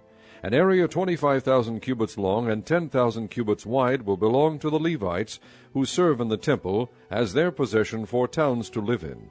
You are to give the city as its property an area 5,000 cubits wide and 25,000 cubits long, adjoining the sacred portion. It will belong to the whole house of Israel. The prince will have the land bordering each side of the area formed by the sacred district and the property of the city. It will extend westward from the west side and eastward from the east side, running lengthwise from the western to the eastern border, parallel to one of the tribal portions.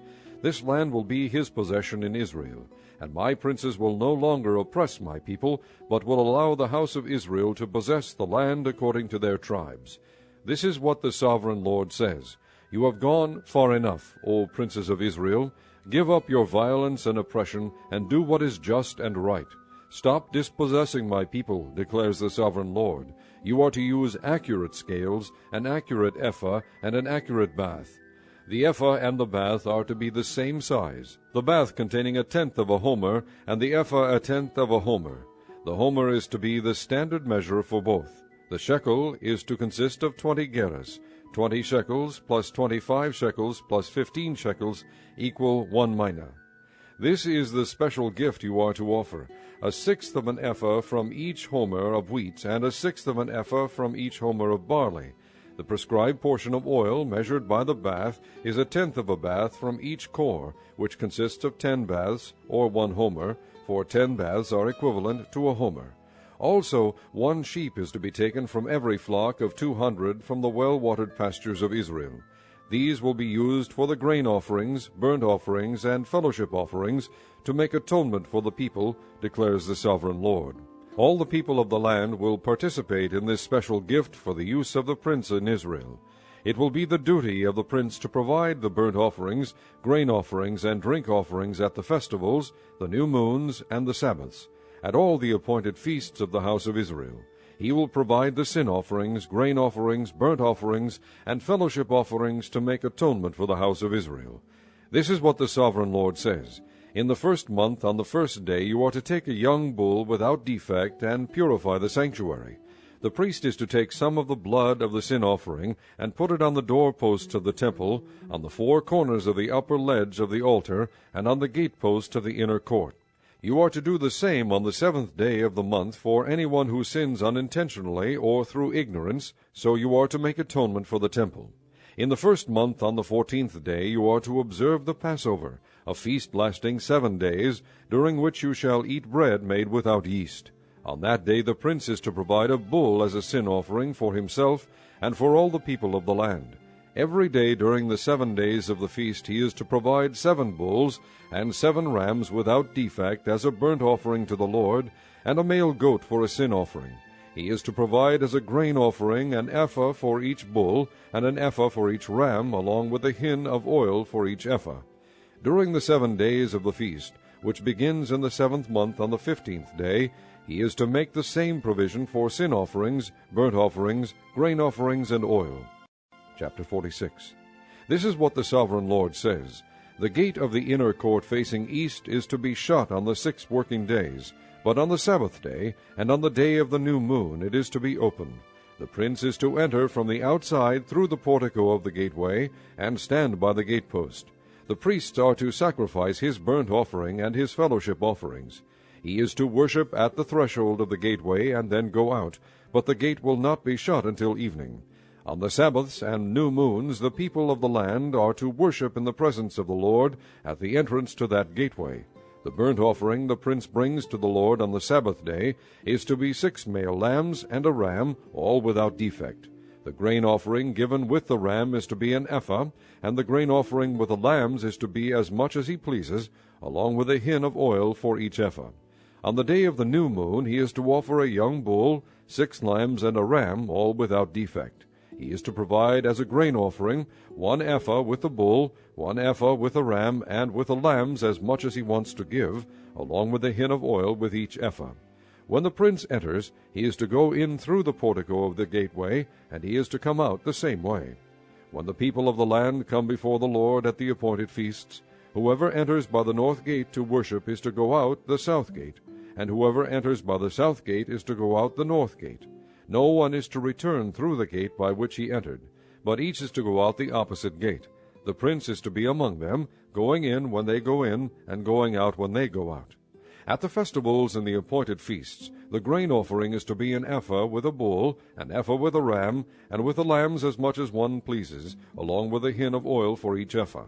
When the prince provides a free-will offering to the Lord, whether a burnt offering or fellowship offerings, the gate facing east is to be opened for him. He shall offer his burnt offering or his fellowship offerings, as he does on the Sabbath day. Then he shall go out, and after he has gone out, the gate will be shut.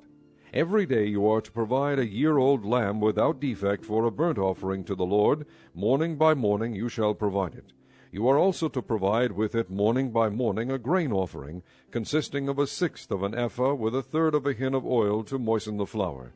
The presenting of this grain offering to the Lord is a lasting ordinance. So the lamb and the grain offering and the oil shall be provided morning by morning for a regular burnt offering. This is what the sovereign Lord says. If the prince makes a gift from his inheritance to one of his sons, it will also belong to his descendants. It is to be their property by inheritance.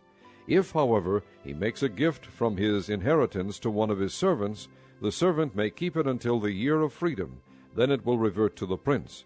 His inheritance belongs to his sons only. It is theirs. The prince must not take any of the inheritance of the people, driving them off their property. He is to give his sons their inheritance out of his own property, so that none of my people will be separated from his property. Then the man brought me through the entrance at the side of the gate to the sacred rooms facing north, which belonged to the priests, and showed me a place at the western end. He said to me, "This is the place where the priests will cook the guilt offering and the sin offering, and bake the grain offering, to avoid bringing them into the outer court and consecrating the people." He then brought me to the outer court and led me around to its 4 corners, and I saw in each corner another court. In the 4 corners of the outer court were enclosed courts, 40 cubits long and 30 cubits wide. Each of the courts in the 4 corners was the same size. Around the inside of each of the 4 courts was a ledge of stone, with places for fire built all around under the ledge. He said to me, "These are the kitchens where those who minister at the temple will cook the sacrifices of the people." Chapter 47. The man brought me back to the entrance of the temple, and I saw water coming out from under the threshold of the temple toward the east, for the temple faced east. The water was coming down from under the south side of the temple, south of the altar. He then brought me out through the north gate, and led me around the outside to the outer gate facing east. and the water was flowing from the south side. As the man went eastward with a measuring line in his hand, he measured off 1,000 cubits, and then led me through water that was ankle deep. He measured off another 1,000 cubits, and led me through water that was knee deep. He measured off another 1,000, and led me through water that was up to the waist. He measured off another 1,000, but now it was a river that I could not cross, because the water had risen and was deep enough to swim in, a river that no one could cross. He asked me, Son of man, do you see this? Then he led me back to the bank of the river. When I arrived there, I saw a great number of trees on each side of the river. He said to me, This water flows toward the eastern region and goes down into the Arabah, where it enters the sea. When it empties into the sea, the water there becomes fresh. Swarms of living creatures will live wherever the river flows. There will be large numbers of fish, because this water flows there and makes the salt water fresh. So where the river flows, everything will live. Fishermen will stand along the shore. From En-gedi to En-eglaim there will be places for spreading nets. The fish will be of many kinds, like the fish of the great sea. But the swamps and marshes will not become fresh. They will be left for salt. Fruit trees of all kinds will grow on both banks of the river. Their leaves will not wither, nor will their fruit fail. Every month they will bear, because the water from the sanctuary flows to them. Their fruit will serve for food, and their leaves for healing. This is what the Sovereign Lord says. These are the boundaries by which you are to divide the land for an inheritance among the 12 tribes of Israel, with 2 portions for Joseph. You are to divide it equally among them. Because I swore with uplifted hand to give it to your forefathers, this land will become your inheritance. This is to be the boundary of the land. On the north side it will run from the great sea by Hethlon road, past Lebo-Hamath to Zedad, Berotha, and Sibraim, which lies on the border between Damascus and Hamath, as far as Hazer Hatikon, which is on the border of Hauran. The boundary will extend from the sea of Hazar-Enan along the northern border of Damascus, with the border of Hamath to the north. This will be the north boundary. On the east side the boundary will run between Hauran and Damascus, along the Jordan between Gilead and the land of Israel, to the eastern sea and as far as Tamar. This will be the east boundary. On the south side it will run from Tamar as far as the waters of Meribah Kadesh, then along the Wadi of Egypt to the Great Sea. This will be the south boundary. On the west side, the Great Sea will be the boundary to a point opposite Lebo-Hamath. This will be the west boundary. You are to distribute this land among yourselves according to the tribes of Israel. You are to allot it as an inheritance for yourselves and for the aliens who have settled among you and who have children. You are to consider them as native-born Israelites. Along with you they are to be allotted an inheritance among the tribes of Israel. In whatever tribe the alien settles, there you are to give him his inheritance, declares the Sovereign Lord. Chapter 48. These are the tribes listed by name. At the northern frontier, Dan will have 1 portion. It will follow the Hethlon road to Lebo-Hamath. Hazar-Enan and the northern border of Damascus next to Hamath will be part of its border from the east side to the west side. Asher will have 1 portion. It will border the territory of Dan from east to west. Naphtali will have 1 portion. It will border the territory of Asher from east to west. Manasseh will have 1 portion. It will border the territory of Naphtali from east to west. Ephraim will have 1 portion. It will border the territory of Manasseh from east to west. Reuben will have 1 portion. It will border the territory of Ephraim from east to west. Judah will have 1 portion. It will border the territory of Reuben from east to west. Bordering the territory of Judah from east to west will be the portion you are to present as a special gift. It will be 25,000 cubits wide, and its length from east to west will equal one of the tribal portions. The sanctuary will be in the center of it. The special portion you are to offer to the Lord will be 25,000 cubits long and 10,000 cubits wide. This will be the sacred portion for the priests. It will be 25,000 cubits long on the north side, 10,000 cubits wide on the west side, 10,000 cubits wide on the east side, and 25,000 cubits long on the south side. In the center of it will be the sanctuary of the Lord. This will be for the consecrated priests, the Zadokites, who were faithful in serving me, and did not go astray as the Levites did when the Israelites went astray. It will be a special gift to them from the sacred portion of the land, a most holy portion, bordering the territory of the Levites. Alongside the territory of the priests, the Levites will have an allotment 25,000 cubits long and 10,000 cubits wide. Its total length will be 25,000 cubits, and its width 10,000 cubits. They must not sell or exchange any of it. This is the best of the land, and must not pass into other hands, because it is holy to the Lord. The remaining area, 5,000 cubits wide and 25,000 cubits long, will be for the common use of the city, for houses and for pasture land. The city will be in the center of it, and will have these measurements: the north side 4,500 cubits, the south side 4,500 cubits, the east side 4,500 cubits, and the west side 4,500 cubits. The pasture land for the city will be 250 cubits on the north, 250 cubits on the south, 250 cubits on the east, and 250 cubits on the west. What remains of the area bordering on the sacred portion and running the length of it will be 10,000 cubits on the east side and 10,000 cubits on the west side. Its produce will supply food for the workers of the city. The workers from the city who farm it will come from all the tribes of Israel. The entire portion will be a square, 25,000 cubits on each side. As a special gift you will set aside the sacred portion along with the property of the city.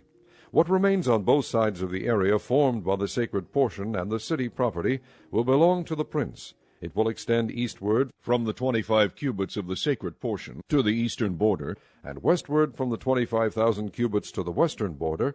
Both these areas running the length of the tribal portions will belong to the prince, and the sacred portion with the temple sanctuary will be in the center of them.